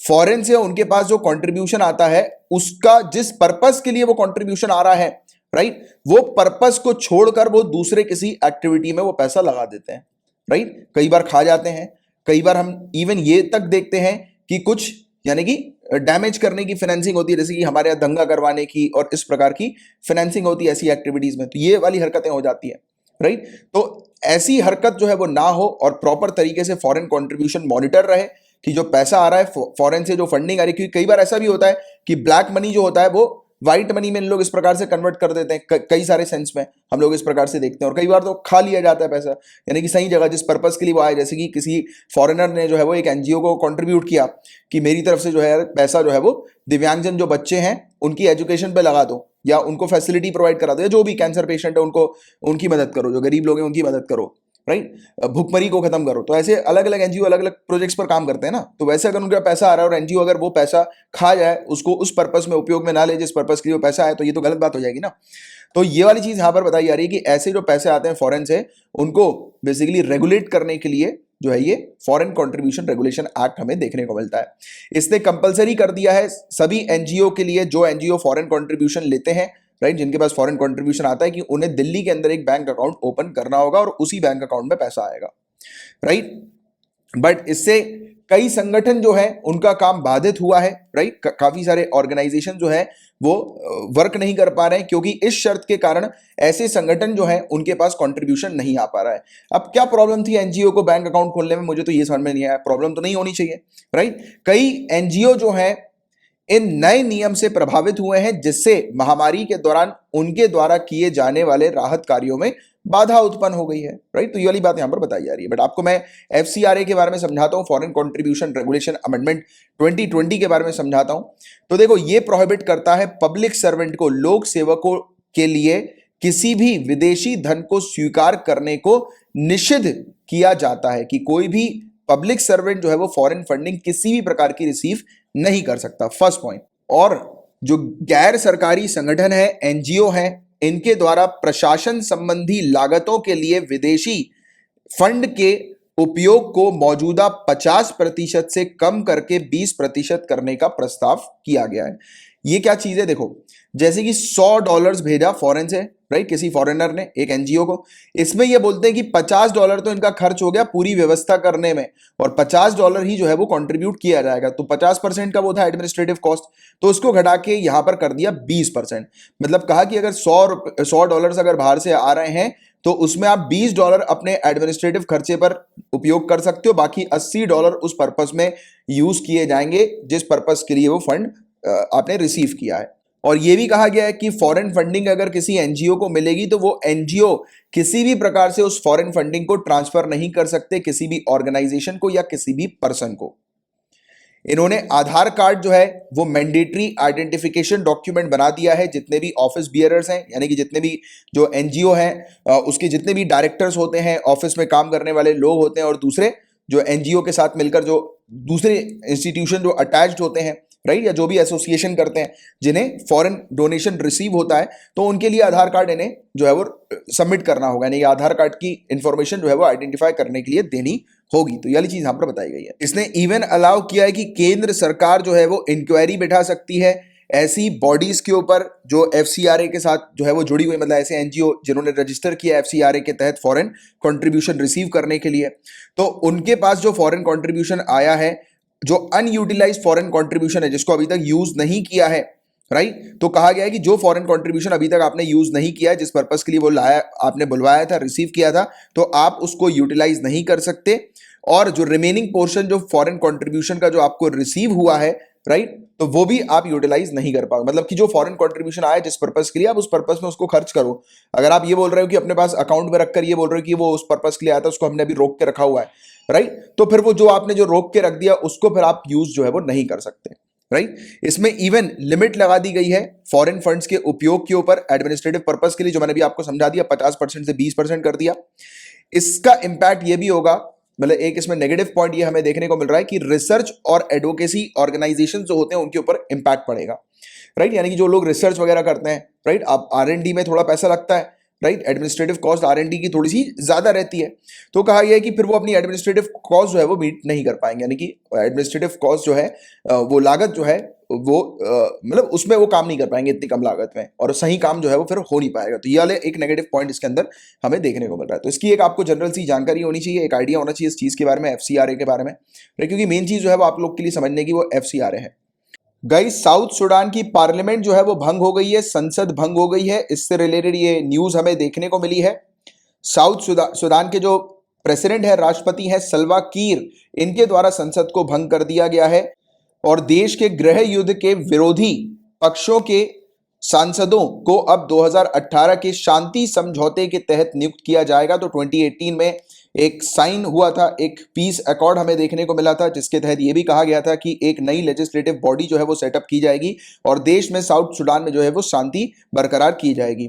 और ये साइन हुआ था मिस्टर कीर के बीच में और उपराष्ट्रपति वाइस प्रेसिडेंट रीच मचर के बीच में ये हुआ था, रीक मचर के बीच में ये हस्ताक्षर हुआ था, ये शांति समझौता, राइट। तो जो लॉ मेकर्स हैं, जो पार्लियामेंटेरियन आप कह सकते हैं, जो अपोजिट साइड के हैं, यानी कि अपोजिंग पार्टी के जो हम लोग को देखने को मिलते हैं, अब उन्हें अपॉइंट किया जाएगा, राइट, इस 2018 पीस अकॉर्ड के तहत। और 2018 के समझौते के अनुसार नई विधानसभा, जो नई लेजिस्लेटिव बॉडी है, उसमें 550 विधायक होंगे और जिसमें 332 की बहुमत है, जो कि ये हम लोग को इसकी पार्टी की, मिस्टर कीर की पार्टी की देखने को मिल रही है, ठीक है। तो ये चीज आप लोग को थोड़ी सी पता होनी चाहिए। और सांसदों को विभिन्न दलों द्वारा नामित किया जाएगा, तो पार्लियामेंटेरियंस नॉमिनेट किए जाएंगे अलग अलग पार्टीज के द्वारा। कुछ इंपॉर्टेंट पॉइंट की बात करें साउथ सुडान से रिलेटेड, तो दक्षिण सुडान जो है ये एक लैंडलॉक कंट्री हम लोग को देखने को मिलती है ईस्ट और सेंट्रल अफ्रीका पर। इसको मतलब यानी कि इसकी बॉर्डर वाली जो इसकी कंट्रीज हैं, यानी कि इसके साथ जो कंट्रीज बॉर्डर शेयर करती हैं, तो वो सुडान है। इसके ऊपर आप नॉर्थ में देखेंगे तो सुडान आपको दिखाई देगी, ईस्ट में देखेंगे तो इथोपिया है, सेंट्रल अफ्रीका रिपब्लिक इसके वेस्ट में है और साउथ में युगांडा जैसी ये कंट्री हम लोग को देखने को मिलती है, जो कि इसके साथ अपनी बाउंड्री शेयर करती है। और आपको बता दें कि 2011 में जो सुडान जो है, अगर आप मैप में देखेंगे अफ्रीका के, तो आपको एक सुडान दिखाई देती है और एक साउथ सुडान, एक अलग कंट्री दिखाई देती है। तो ये नई कंट्री 2011 में ही बनी थी, राइट, और इसने अपने आप को सुडान से जो है वो अलग कर लिया था, इंडिपेंडेंस इसने हासिल कर ली थी सुडान से। और इसमें एक बहुत बड़ा दलदल वाला इलाका है, सुड नाम का, सुड, राइट, और स्वैम्प रीजन, ये हम लोग को दलदल वाला क्षेत्र हम लोग को देखने को मिलता है, जिसने एक वाइट नाइल बनाई हुई है जिसे बहर अल जबल कहा जाता है, जिसका मतलब है माउंटेन रिवर। तो क्वेश्चन आ जाए व्हाइट नाइल कहां पर है, तो साउथ सुडान पर है, उसके दलदल वाले इलाके पर, जिसको नाम दिया गया है सुद। और ये व्हाइट नाइल जो नदी हम लोग को देखने को मिल रही है, ये जूबा से होती हुई गुजरती है, इस कंट्री की कैपिटल से होती हुई गुजरती है। तो ये वाली चीज भी आपको पता होनी चाहिए। इसी के साथ पेपर 2 के पूरे टॉपिक्स फिनिश होते हैं। नाउ पेपर 3 के टॉपिक्स को कवर करेंगे। गाइस, निकोबार आइलैंड पर एक प्रोजेक्ट पर काम किया जा रहा है, काम को मंजूरी दे दी गई है कि वो काम जो है वो शुरू हो सकता है, बट कुछ शर्तों के साथ। तो थोड़ी देर से ये मैं न्यूज के बारे में आपको बताऊंगा, पहले मैं आपको ये प्रोजेक्ट के बारे में बताता हूं। तो नीति आयोग का ये प्रोजेक्ट है ग्रेट निकोबार आइलैंड पर, राइट। इस प्रोजेक्ट के अंदर इंटरनेशनल कंटेनर ट्रांसशिपमेंट टर्मिनल तैयार किया जा रहा है। ये क्या होता है इंटरनेशनल कंटेनर ट्रांसशिपमेंट टर्मिनल? तो जो जो जहाज वगैरह जो होती हैं, जो अपने पास सामान वगैरह लेकर आती हैं, राइट, सामान वगैरह अपने पास लाद के लेकर आती हैं, तो सामान जो है वो यहाँ पर उतारा जाएगा, चढ़ाया जाएगा, राइट। जैसे कि किसी कंट्री से सामान आकर यहाँ पर इंडिया में रुका, फिर वो दूसरी कंट्री में जा रहा है, उसकी ऑफलोडिंग हुई उस शिप की, फिर ऑनलोड किया, फिर वो दूसरी कंट्री में जा रहा है, राइट। या इंपोर्ट एक्सपोर्ट के जो सामान इस प्रकार के कुछ हम लोग को देखने को मिलते हैं, तो वो उसके लिए एक इंटरनेशनल कंटेनर ट्रांसशिपमेंट टर्मिनल यहाँ पर बनाया जा रहा है। ग्रीनफील्ड एक नया इंटरनेशनल एयरपोर्ट तैयार किया जा रहा है, पावर प्लांट तैयार किया जा रहा है, और टाउनशिप तैयार की जा रही है जो कि 166 स्क्वायर किलोमीटर के एरिया पर फैली होगी। यहां पर कोस्टल और ट्रॉपिकल फॉरेस्ट हम लोग को देखने को मिलेंगे, राइट। और इस पर्टिकुलर जो पूरे प्रोजेक्ट है उसकी कॉस्ट 75,000 करोड़ रुपए एस्टिमेट की गई है। तो ये कुछ डेवलपमेंट होने वाला है ग्रेट निकोबार में, काफी अच्छा प्रोजेक्ट है। बट प्रोजेक्ट तो अच्छा है, बट प्रोजेक्ट से जुड़ी कुछ चिंताएं हैं। जैसे कि ये जो प्लान, जब इसका ब्लूप्रिंट जब रखा गया, राइट, कि किस प्रकार से ये प्रोजेक्ट की जो है वो शुरुआत होगी, किस प्रकार से डेवलपमेंट होगा, तो उसमें कोई भी जानकारी नहीं दी सेस्मिक और सुनामिक हजार्ड्स की। मतलब कि बताया नहीं गया कि कौन से एरिया हैं जो कि वल्नरेबल हैं, जहां पर सेस्मिक एक्टिविटी का, यानी कि किसी भी प्रकार की अर्थक्वेक वगैरह अगर आता है तो वहां पर डैमेज ज्यादा हो सकता है, कम हो सकता है, इसका कोई डेटा नहीं दिया गया, कोई डिटेल नहीं दी गई। कोई डिटेल नहीं दी गई कि अगर सुनामी आती है तो फिर यहां पर जो भी चीज डेवलप कर रहे हैं हम लोग, ये इंटरनेशनल एयरपोर्ट डेवलप कर रहे हैं, पावर प्लांट डेवलप कर रहे हैं, तो उस पर क्या इंपैक्ट पड़ेगा, और इंपैक्ट अगर पड़ता है सुनामी आने का तो क्या प्लानिंग की हुई है जिसके चलते सुनामी को रोका जा सके या इंपैक्ट को कम किया जा सके, राइट, व्यवस्था की जा सके तुरंत कि जिससे कि बड़ा मेजर डिजास्टर ना हो। तो ऐसी कोई व्यवस्था इन लोगों ने नहीं करी है और उसके बारे में कोई डिटेल नहीं दी है, राइट, प्लान के अंदर। इवन ये भी नहीं बताया कि कितने फ्रेश वाटर की रिक्वायरमेंट होगी, राइट, यहां पर कि पानी जो है, फ्रेश वाटर जो है, समुद्र में तो खारा पानी है, राइट, बट वेरियस प्रोजेक्ट्स वगैरह के लिए फ्रेश वाटर की रिक्वायरमेंट होती है, तो कितना फ्रेश वाटर यहां पर लगेगा उसकी भी कोई डिटेल नहीं दी। प्लस और मोस्ट इंपॉर्टेंट, इस क्षेत्र पर guys giant leather back turtles रहते हैं, टर्टल की प्रजाति रहती है। इस प्रोजेक्ट के कारण उन टर्टल की प्रजाति के ऊपर क्या इंपैक्ट पड़ेगा इसके बारे में भी कुछ नहीं बताया है। इसके अलावा कोई भी डिटेल नहीं दी है कि कितने पेड़ इस प्रोजेक्ट पर गिराए जाएंगे, यानी कि इस प्रोजेक्ट को बनाने में कितने पेड़ गिराए जाएंगे, राइट, क्योंकि बताया जा रहा है बहुत लाखों की संख्या में पेड़ जो है वो गिरेंगे, बट कोई यहां पर बताया नहीं है। क्योंकि यहां पर एक तो ट्रॉपिकल फॉरेस्ट हम लोग को देखने को मिलता है, एक बेहतरीन ट्रॉपिकल फॉरेस्ट है, बट उस ट्रॉपिकल फॉरेस्ट को काट कर ही तो ये प्रोजेक्ट स्टैब्लिश किए जाएंगे, तो उसकी भी जानकारी नहीं दी कि कितने पेड़ गिराने हैं, राइट। और आपको बता दूं, इसी पर ही एक कमिटी हमें देखने को मिली है, एनवायरमेंट अप्रेजल कमिटी इंफ्रास्ट्रक्चर 1, जो कि ministry of environment, forest and Climate change के अंडर आती है। इसने सीरियस कंसर्न, यानी कि बहुत ही सीरियस चिंताएं जो है वो व्यक्त की है, बताई हैं नीति आयोग के इस प्रोजेक्ट से रिलेटेड। कमिटी ने हालांकि अलाउ कर दिया है कि ये प्रोजेक्ट जो है वो उस पर काम शुरू किया जा सकता है, बट कुछ शर्तों के साथ। और ये शर्तें जो है वो बताएंगी एनवायरमेंट इंपैक्ट असेसमेंट, जो कि पूरी प्रोजेक्ट की स्टडी करेगी। लगभग 3 महीनों के अंदर अंदर ये अपनी रिपोर्ट जो है वो प्रस्तुत कर देगी, राइट। तो ये वाली चीज हम लोग को इस प्रकार की देखने को मिली। और कमिटी ने और भी क्या क्या चिंताएं जो है वो व्यक्त की है, बताया है। तो आपको एग्जामिनेशन पॉइंट ऑफ व्यू से ये इस पर्टिकुलर खाड़ी के बारे में पता होना चाहिए, इस बे के बारे में पता होना चाहिए, गैलाथिया बे, गैलाथिया बे के बारे में या गैलाथिया खाड़ी के बारे में आपको पता होना चाहिए। ये खाड़ी यहीं पर ही है ग्रेट निकोबार में, ठीक है, ये चीज ध्यान में रखना। ऐसा आ जाएगी गैलाथिया बे कहां पर है, तो ग्रेट निकोबार आप ध्यान में रखना, यहीं पर ही बंदरगाह बनाया जा रहा है, राइट। बट प्रॉब्लम यह है कि इस पर्टिकुलर बे पर सबसे ज्यादा जायंट लेदरबैग आते हैं, यानी कि ये टर्टल आते हैं, जो कि दुनिया के सबसे बड़े टर्टल्स की गिनती में हम लोग को देखने को मिलते हैं, राइट, जायंट लेदरबैग। तो वो यहां पर आकर अंडे देने के लिए आते हैं। तो काफी इंपॉर्टेंट अंडे देने वाली साइट है ये गैलाथिया बे, और यहीं पर ये डेवलपमेंट हो रहा है, प्रोजेक्ट हम लोग को देखने को मिल रहा है। तो इस प्रोजेक्ट के कारण इन पर्टिकुलर जो टर्टल्स हैं उनको बड़ा नुकसान हो सकता है। तो ये मेजर चिंता जो है वो जताई गई है इस कमेटी के द्वारा। अब देखिए कुछ एक्शन पॉइंट्स हैं जो कि कमेटी के द्वारा दिए गए हैं कि क्या करना चाहिए अभी प्रोजेक्ट के लिए, यानी कि किस प्रकार की प्लानिंग करनी चाहिए। पहले तो उन्होंने कहा कि इंडिपेंडेंट असेसमेंट होना चाहिए टेरेस्ट्रियल और मरीन बायोडायवर्सिटी का। टेरेस्ट्रियल मतलब कि जमीन, तो वो आइलैंड जो है उस पर किस प्रकार का इकोसिस्टम है, कौन सी प्रजाति हैं, किस प्रकार के प्रोजेक्ट्स हैं, क्या एरिया है, उस प्रोजेक्ट के आने से किसी प्रकार का पोल्यूशन होगा या कोई भी डिस्टर्बेंस होगा तो उसके कारण से एनवायरमेंट को क्या नुकसान पहुंचेगा, तो उस पर एक डिटेल स्टडी होनी चाहिए, एक तो टेरेस्ट्रियल की और दूसरी मरीन की, यानी कि एक्वेटिक इकोसिस्टम की। इस प्रोजेक्ट के स्टैब्लिश होने से समुद्र के नीचे रहने वाली जो प्रजाति हैं उनको क्या प्रभाव पड़ने वाला है।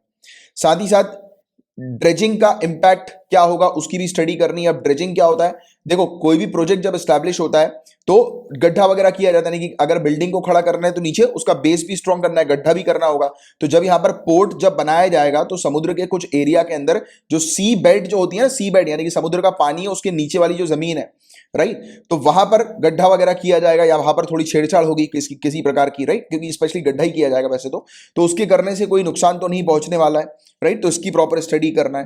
पोर्ट जो ऑपरेट करेगा, राइट, पोर्ट का ऑपरेशन किस प्रकार से होगा उसकी स्टडी करना है, इंक्लूडिंग ऑयल स्पिल्स ऑल्सो, कि वहां पर जब प्रोजेक्ट जब स्टैब्लिश होगा या आने वाले समय में अगर ऑपरेट करना शुरू भी हो जाएगा, यानी कि ये पोर्ट वगैरह सब कुछ काम अच्छा चल रहा है, कोई दुर्घटना होती है जिसके कारण से अगर तेल वहां पर गिर जाता है, फैल जाता है उस जगह पर तेल, तो क्या व्यवस्था की जाएगी कि तुरंत जो है वो मतलब तेल को वहां से हटाया जाए। तेल को निकालने के लिए कुछ व्यवस्था की जा रही है कि नहीं जा रही, कुछ अलग से टीम को एस्टैब्लिश किया है कि नहीं किया, क्योंकि तेल गिरना मतलब बहुत बड़ी दिक्कत आ जाती है एक्वेटिक इकोसिस्टम को, क्योंकि तेल के कारण जो उनको जो ऑक्सीजन की आवश्यकता होती है, उनको जो मतलब गैसेस वगैरह की आवश्यकता होती है जीने के लिए, वो पूरा ब्लॉक हो जाता है, राइट, पूरी तरह से, आपको पता ही है, राइट। तो उनके लिए काफी नुकसान हो जाता है, हजारों की लाखों की संख्या में कई बार तो प्रजातियों की मृत्यु हो जाती है ऑयल स्पिल के कारण।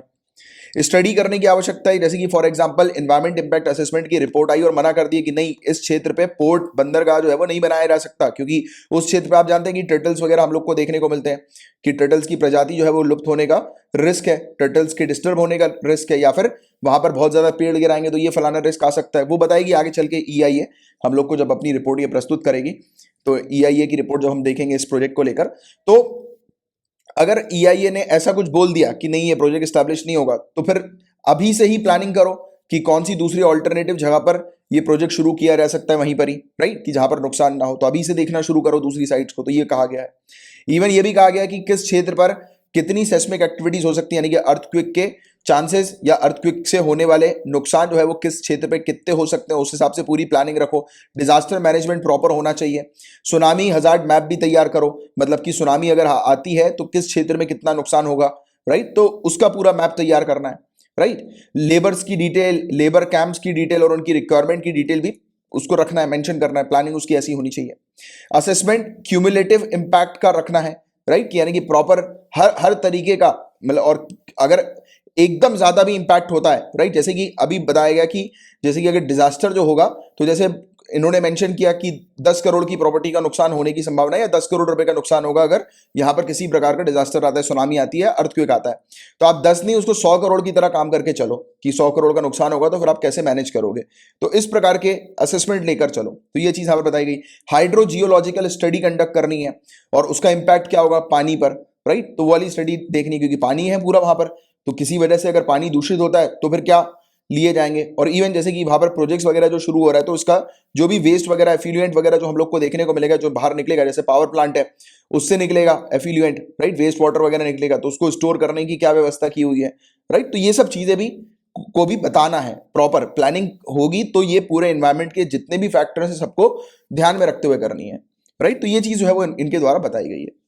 और कंजर्वेशन की क्या आवश्यकता है, संरक्षण की क्या आवश्यकता है, तो देखो इकोलॉजिकल सर्वे पिछले कुछ सालों में हमें ये नंबर्स दिखा रहे हैं कि बता रहे हैं, मतलब ये डेटा बता रहे हैं कि नई स्पीसीज के जो नई प्रजातियां जो है उनके नंबर जो है वो घटते जा रहे हैं।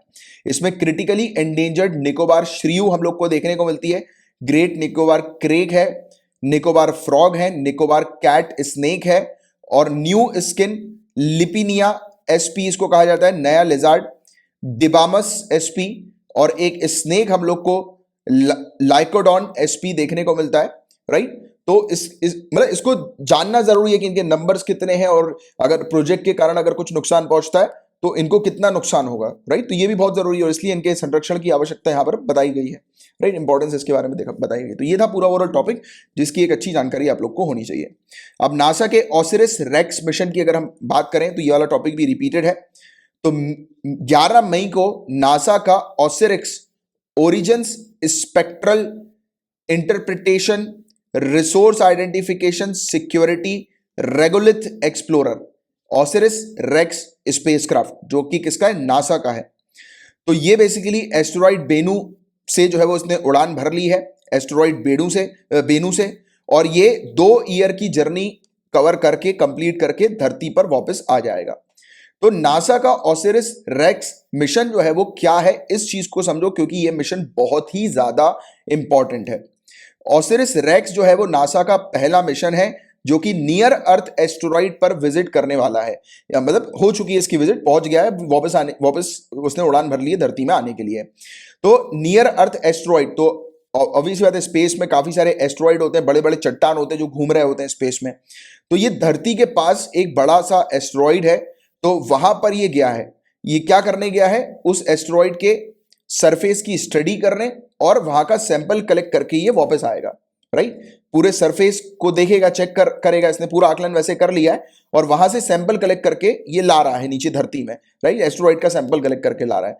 अब आप बोलोगे सर ये एस्टेरॉइड का सैंपल कलेक्ट करके जब नीचे आएगा तो उससे क्या हम लोग खोज कर सकते हैं, क्या पता लगा सकते हैं? तो देखो गाइज, ये जो एस्टेरॉइड है जो धरती के पास घूम रहे हैं, राइट, तो माना जाता है कि ये ऐसे एस्टेरॉइड हैं जो जब धरती का जन्म हुआ था, जब धरती बनी थी, ये प्लैनेट हमारा बना था, तो उस समय के हैं ये। और इनके अगर यानी कि इनको अगर हमारे साइंटिस्ट रिसर्चर स्टडी करते हैं तो और बेहतर तरीके से हम लोग अपने प्लैनेट को समझ पाएंगे, राइट। तो ये इस चीज के लिए अक्टूबर 2020 में स्पेसक्राफ्ट जो है इसने एस्टेरॉइड बेनू को टच कर लिया था, राइट। एस्टेरॉइड पर ये चला गया था और वहां से इसने सैंपल्स कलेक्ट किया, डस्ट पेबल्स यानी कि वहां की गिट्टी मिट्टी वगैरह ये सब कलेक्ट करके लेकर आ रहा है। और मिशन जो है ये लॉन्च हुआ था 2016 में। अब ये वापस आ रहा है 2 साल में, यहां पे आ जाएगा धरती में।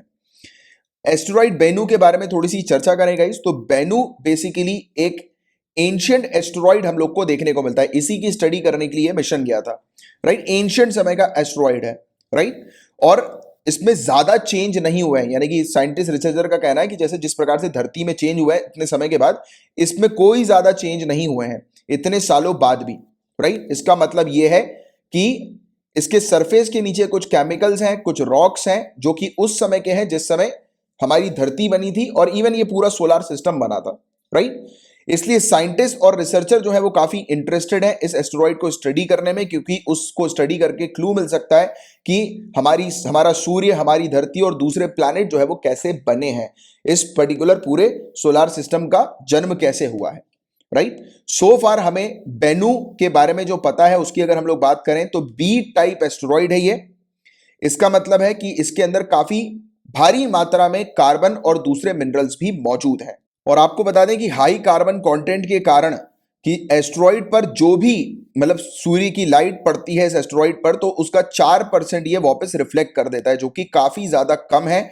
अगर बात करें वीनस की, तो वीनस के ऊपर जो सूर्य की लाइट पड़ती है उसका वीनस 65% रिफ्लेक्ट बैक कर देता है, और हमारी धरती पर जो सूर्य की लाइट पड़ती है उसको हम 30% जो है वो रिफ्लेक्ट कर देते हैं, राइट। वापस रिफ्लेक्शन इसका हम लोग को देखने को मिलता है 30% का। तो ये था बेसिक से फैक्ट है, ये बस ध्यान में रखो। बेनू नाम का एक नियर अर्थ एस्टेरॉइड है जिसकी स्टडी करने के लिए 2016 में एक मिशन लॉन्च हुआ था, जो कि था नासा का पहला मिशन नियर अर्थ एस्टेरॉइड को सर्वे करने का, उसकी स्टडी करने का और सैंपल कलेक्ट करने का, मोस्ट इंपॉर्टेंट, राइट। तो इस मिशन का नाम है ओसिरिस रेक्स मिशन, ठीक है। तो ये चीज आप ध्यान में रखिएगा, 2 साल बाद धरती में ये आ जाएगा, फिर अपन बात करेंगे आगे चल के चर्चा, तब तक तो आपका सिलेक्शन भी हो जाएगा, राइट। सिविल सर्विसेज क्रैक कर चुके होंगे आप लोग। तैयारी ऐसी करो कि आपका जो ये अगला अटेम्प्ट हो वो आपका आखिरी अटेम्प्ट हो, डायरेक्ट आईएएस की पोस्ट मिले, या जो भी आप आईपीएस या जो भी ड्रीम करते हैं उसकी पोस्ट मिले आपको, और नौबत ही ना आए अगली बार तैयारी करने की किसी भी प्रकार से, ठीक है। तो इस तरीके से हार्डकोर तैयारी करो।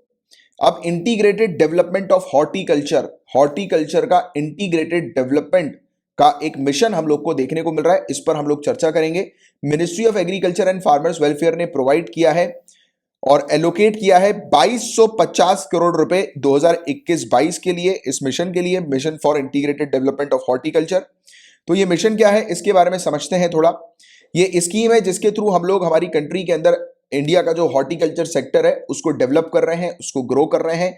सेंट्रली स्पॉन्सर्ड स्कीम है ये, जिसमें vegetable, fruits, roots, tuber crops, aromatic plants, flowers, spices, bamboo, coconut, cashew, cocoa, तो ये पूरी चीजें जो है वो हम लोग जो है वो डेवलप कर रहे हैं, ग्रो कर रहे हैं हमारी कंट्री में, इसके प्रोडक्शन को इंक्रीज कर रहे हैं, राइट। ये प्रोवाइड कराता है टेक्निकल सपोर्ट और एडवाइस स्टेट हॉर्टिकल्चर मिशन के लिए, राष्ट्रीय कृषि विकास योजना के लिए, सैफरॉन मिशन और national mission for sustainable agriculture के लिए। ये जो मिशन है गाइज, ये ministry of agriculture and farmer welfare government of India के अंडर हमें देखने को मिलता है। इस मिशन के तहत सरकार जो है, गवर्नमेंट ऑफ इंडिया जो है वो 85% टोटल आउटले इस प्रोग्राम का वो कंट्रीब्यूट करती है, यानी कि जो खर्चा होगा वो 85% उठाया जाएगा सेंट्रल गवर्नमेंट के द्वारा, राइट। सिवाय नॉर्थ ईस्ट को छोड़कर, क्योंकि नॉर्थ ईस्ट में और हिमालयस में वहां पर सरकार जो है वो 100% कंट्रीब्यूट करेगी, नॉर्थ ईस्ट स्टेट्स में और हिमालयन स्टेट्स में, और बाकी रिमेनिंग 15% जो बचता है वो स्टेट गवर्नमेंट इस प्रोजेक्ट के लिए कंट्रीब्यूट कर रही है, राइट। तो ये एक प्रोजेक्ट है जिसके बारे में आपको पता होना चाहिए।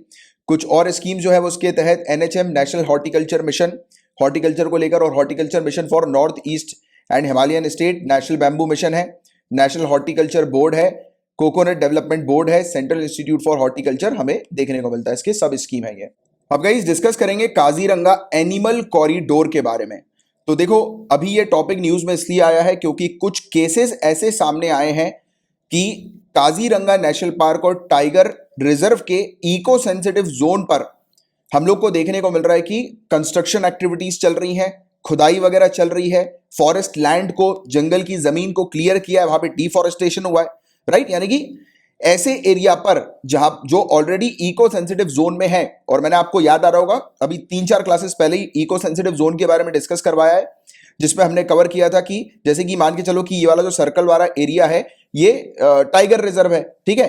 अब इस टाइगर रिजर्व के 10 किलोमीटर के एरिया जो होता है, यानी कि उसको ऐसा नहीं है कि सभी tiger reserve eco sensitive zone में आ जाएंगे, वो नोटिफाई करती है Ministry of Environment, Forest and Climate Change, वो बताती है, वो घोषित करती है कि कौन सा एरिया जो है वो इको सेंसिटिव जोन में आएगा या नहीं आएगा, है कि नहीं।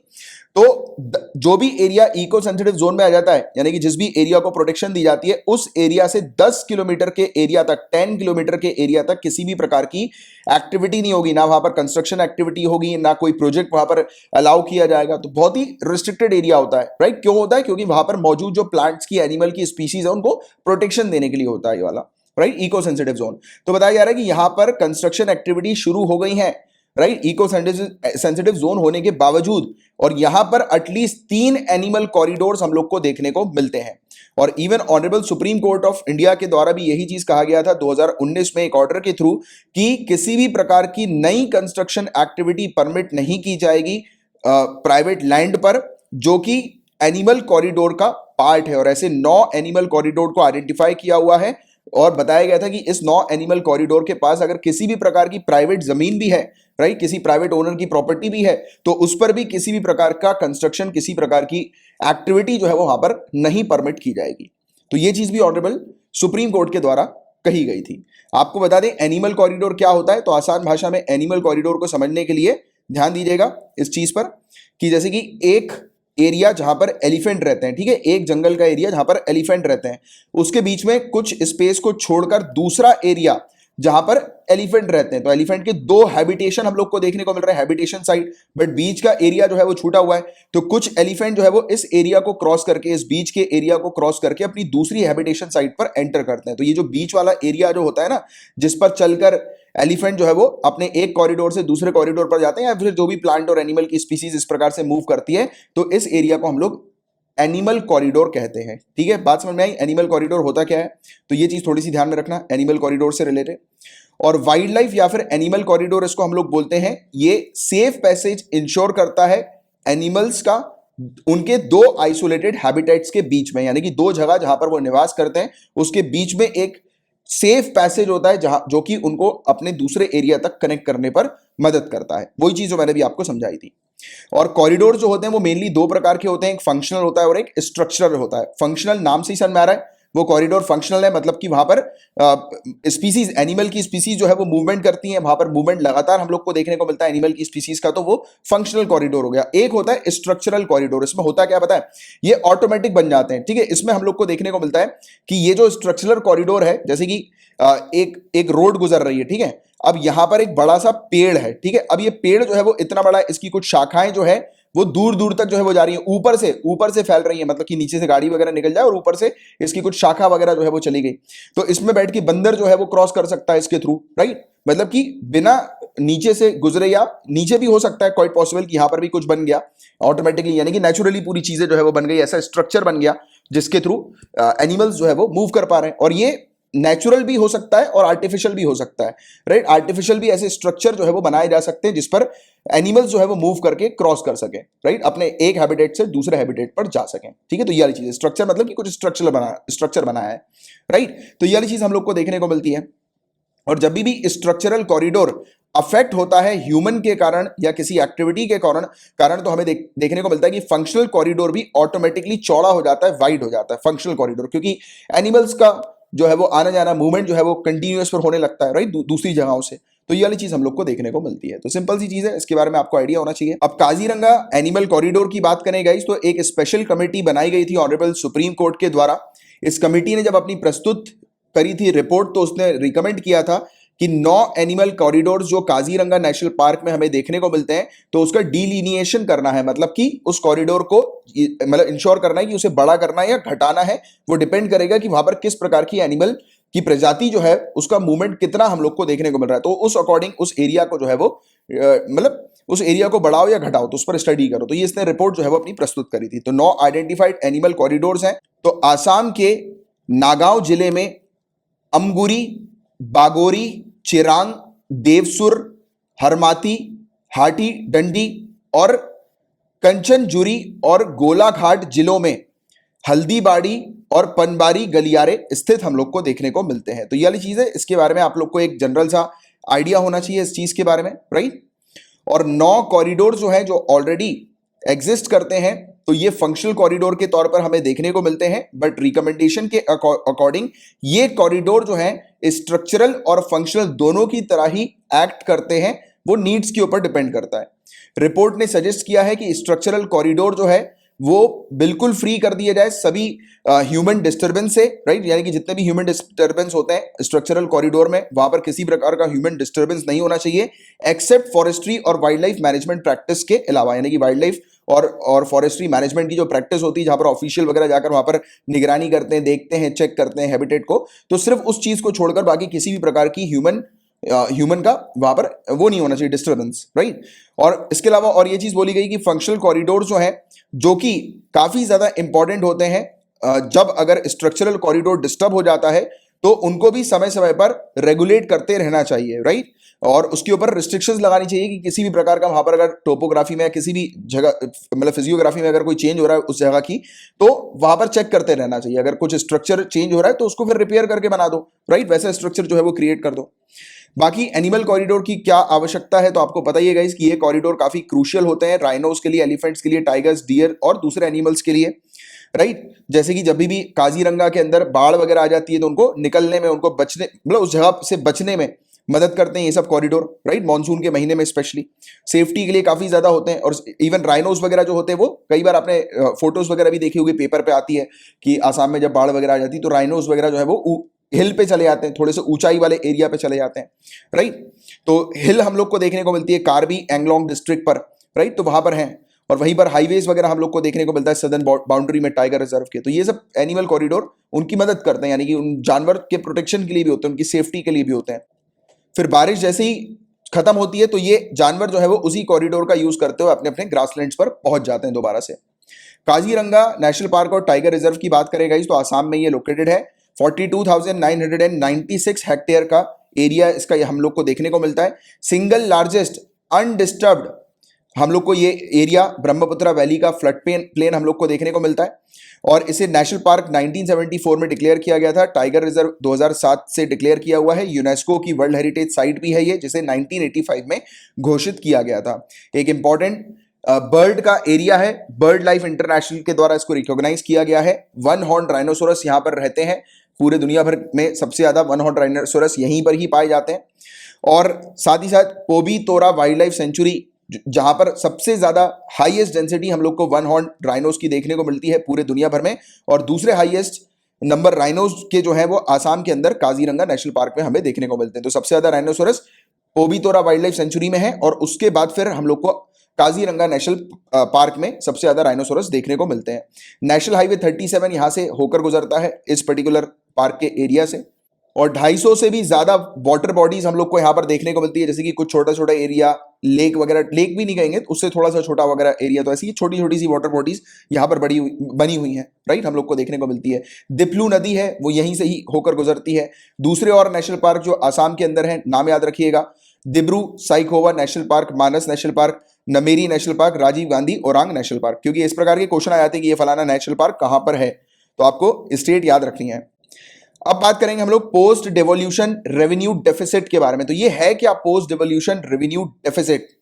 तो मिनिस्ट्री ऑफ फाइनेंस ने रिलीज करी है दूसरी monthly instalment post devolution revenue deficit grant की, 9,871 करोड़ रुपए की ये बताई जा रही है, और 2021-22 के लिए इसे रिलीज किया गया है 17 राज्यों को।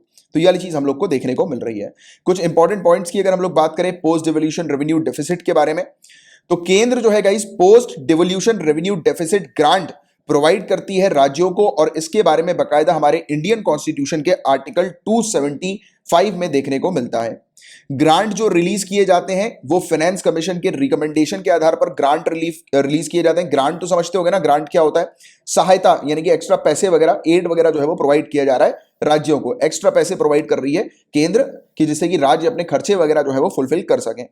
और ये मंथली इंस्टॉलमेंट में प्रोवाइड किया जाता है, जिससे कि रेवेन्यू अकाउंट्स में जो गैप आते हैं राज्यों के, तो उसको वो जो है वो इस पर्टिकुलर ग्रांट के थ्रू जो है वो ठीक कर सकें, राइट, गैप वगैरह को जो है वो फिल कर सकें, राइट, यानी कि उनके खर्चे वगैरह जो है वो उठा सकें इस पर्टिकुलर पैसों से। 15 फाइनेंस कमीशन ने रिकमेंड किया था post devolution revenue deficit grant को, और उस समय बताया गया था कि लगभग 3 ट्रिलियन रुपए, 3 ट्रिलियन रुपीस 5 सालों के पीरियड में 2026 तक जो है वो ग्रांट के तौर पर, पोस्ट डिवोल्यूशन के तौर पर प्रोवाइड कराने हैं राज्यों को, राइट। और अगले साल जो स्टेट्स को ये ग्रांट ऑफर किया जाएगा, रेवेन्यू डेफिसिट ग्रांट ऑफर किया जाएगा, वो बताया जा रहा है कि 2022 में अगले साल जो है वो 17 राज्यों को ग्रांट ऑफर किया जाएगा, फिर धीरे धीरे करके 2026 तक जो है वो सिर्फ 6 ही राज्यों को ग्रांट प्रोवाइड करने की बात की गई है। और जो भी एलिजिबिलिटी होगी स्टेट्स की इस प्रकार के ग्रांट को रिसीव करने की, राइट, और कितना उनको ग्रांट प्रोवाइड किया जाएगा, ये कमीशन, फाइनेंस कमीशन जो है वो डिसाइड करेगी। किस आधार पर? कि उनका रेवेन्यू और एक्सपेंडिचर, राइट, उनके खर्चे और उनकी इनकम वगैरह जो है उसमें कितना डिफरेंस है, उसको मतलब उसका प्रॉपर असेसमेंट करके, उसका आकलन करके, मूल्यांकन करके जो है वो इस गैप का मूल्यांकन करके डिसाइड करेगी फाइनेंस कमीशन। और कौन से राज्यों को ये ग्रांट ऑफर किया जा रहा है? तो 5 सालों के पीरियड में आंध्र प्रदेश, आसाम, हरियाणा, हिमाचल प्रदेश, कर्नाटका, केरला, मणिपुर, मेघालय, मिजोरम, नागालैंड, पंजाब, राजस्थान, सिक्किम, तमिलनाडु, त्रिपुरा, उत्तराखंड और वेस्ट बंगाल। तो इनको रिकमेंड किया गया है कि इनको केंद्र सरकार जो है ये ग्रांट ऑफर करेगी, और मिनिस्ट्री ऑफ फाइनेंस ने एक्सेप्ट भी कर लिया है इस रिकमेंडेशन को कि इन राज्यों को ग्रांट ऑफर किया जाएगा। अब देखो, आपसे यहां से क्वेश्चन उठाकर पूछे जा सकते हैं कि आर्टिकल 275 किससे रिलेटेड है। तो इस आर्टिकल में यह बात बताई गई है कि पार्लियामेंट को कानून के थ्रू, राइट, कुछ ग्रांट इन एड जो है वो प्रोवाइड कराना चाहिए, यानी कि कुछ सहायता जो है वो प्रोवाइड करानी चाहिए राज्यों को, और कौन सी राज्य होंगी वो पार्लियामेंट डिसाइड करेगी, और कितना उनको जो है वो फाइनेंशियल असिस्टेंस प्रोवाइड कराना है, या जो भी असिस्टेंस प्रोवाइड कराना है, जो सहायता प्रोवाइड करानी है, वो भी पार्लियामेंट डिसाइड करेगी। ग्रांट जो होंगे वो पे किए जाएंगे कंसोलिडेटेड फंड ऑफ इंडिया के थ्रू, राइट, हर साल, और अलग अलग अमाउंट जो है वो अलग अलग स्टेट्स के लिए फिक्स किए जाएंगे। वो डिपेंड करेगा किस स्टेट को कितनी आवश्यकता है। और ये ग्रांट्स जो है कैपिटल के तौर पर और रिकरिंग सम के तौर पर भी प्रोवाइड किए जा सकते हैं जब भी आवश्यकता पड़ती है, तो यानी कि एक बार में लमसम अमाउंट भी दिया जा सकता है और इंस्टॉलमेंट में भी जो है वो प्रोवाइड किया जा सकता है। वो डिपेंड करेगा कि स्टेट को किस तरीके की रिक्वायरमेंट है, क्योंकि एकदम अभी देखो, अभी आपदा का समय, तो ऑब्वियस ही बात है कि कुछ कुछ स्टेट्स जो है वो काफी ज्यादा सफर कर रहे हैं, जिनका रेवेन्यू उतना जनरेट नहीं हो पा रहा है, बट एक्सपेंडिचर बहुत ज्यादा है, उनके पास एक्सपेंडिचर की कमी भी है। तो इस प्रकार से सहायता की जा सकती है राज्यों के द्वारा, मतलब केंद्र के द्वारा राज्यों को। एम ये है कि स्टेट जो है वो अपनी जितनी भी डेवलपमेंटल स्कीम्स उनकी जितनी भी है उसके खर्चे जो है वो निकाल सकें, राइट, जिसको गवर्नमेंट ऑफ इंडिया ने केंद्र के द्वारा अप्रूव किया हुआ है स्कीम्स को, राइट, और प्रमोट कर सकें शेड्यूल्ड ट्राइब्स के वेलफेयर को, राइट, यानी कि शेड्यूल्ड ट्राइब्स भी अच्छे से अपना जीवन यापन कर सकें, इसलिए ये पैसा दिया जाता है। अगर कभी भी राज्य जो है उसके पास पैसे की कमी हो गई, खर्चे वो अपने निकाल नहीं पा रही, तो गवर्नमेंट ऑफ इंडिया की रिस्पॉन्सिबिलिटी ओवरऑल कि हर एक सिटीजन जो है उसका लाइवलीहुड सस्टेन रहे, बेसिक नीड्स सबकी फुलफिल हो, राइट। तो ये चेक करती है कि कौन सी स्कीम है उस स्कीम में वो गवर्नमेंट ऑफ इंडिया डिसाइड करेगी कि किस स्कीम के लिए पैसा देना है, राइट, किस वेलफेयर एक्टिविटी के लिए पैसा देना है स्टेट के अंदर, राइट। और शेड्यूल एरिया के एडमिनिस्ट्रेशन भी ठीक ठाक तरीके से चले, यानी कि सही तरीके से वहां पे प्रशासन रहे, राइट। तो उस पर भी फोकस करते हुए ये काम किया जाता है, इस प्रकार के ग्रांट जो है वो ऑफर किए जाते हैं। Grant basically inter state disparities जो होती हैं फाइनेंशियल रिसोर्सेज की, उसको करेक्ट करने के लिए किया जाता है। जैसे कि किसी स्टेट के अंदर ज्यादा रेवेन्यू जनरेट हो रहा है, किसी में नहीं जनरेट हो पा रहा है, कोई स्टेट जो है वो, जिस स्टेट में ज्यादा रेवेन्यू जनरेट होगा वो तो अब मतलब उसको जरूरत नहीं पड़ेगी पैसों की खर्चे करने के लिए, बट जिस स्टेट में कम रेवेन्यू जनरेट हो रहा है और वहां की सिटीजन्स को बेनिफिट्स नहीं मिल पा रहे हैं, जो गरीब लोग हैं उनको बेनिफिट्स नहीं मिल पा रहे हैं, राइट, तो वेरियस स्कीम के बेनिफिशियरीज को लाभ नहीं मिल पा रहा है। तो इस प्रकार से जो डिस्पैरिटीज होती है, inter state disparity financial resources में, उसको करेक्ट करने के लिए ग्रांट प्रोवाइड किए जाते हैं, राइट, मेंटेनेंस करने के लिए, राइट, और वेलफेयर स्कीम को एक्सपेंड करने के लिए स्टेट के अंदर। तो गवर्नमेंट इस प्रकार की चीज करती है, तो ये राइट नेशनल लेवल पर, कि पूरा नेशनल लेवल पर यूनिफॉर्मिटी हम लोग को देखने को मिल सके, यानी कि कोई भी स्टेट जो है वहां पर किसी प्रकार की अगर फाइनेंस को लेकर समस्या होती है तो चेक किया जाता है कि क्यों समस्या हो रही है, उनको इवन रिकमेंड भी किया जाता है कि ऐसे आप अपने रेवेन्यू को जो है वो इंक्रीज कर सकते हो, क्योंकि अल्टीमेटली अगर केंद्र ग्रांट के ऊपर ही डिपेंडेंट रहेगी और उनको अगर रिकमेंड नहीं करेगी कि रेवेन्यू जनरेट करने के ऊपर, तो ऑब्वियसली बात है फिर तो ऐसी चीज चलती रहेंगी, फिर तो कहीं ना कहीं जो केंद्र का जो पैसा है एक्सपेंडिचर वो पानी की तरह बहता रहेगा स्टेट्स के ऊपर। तो ऐसा नहीं है।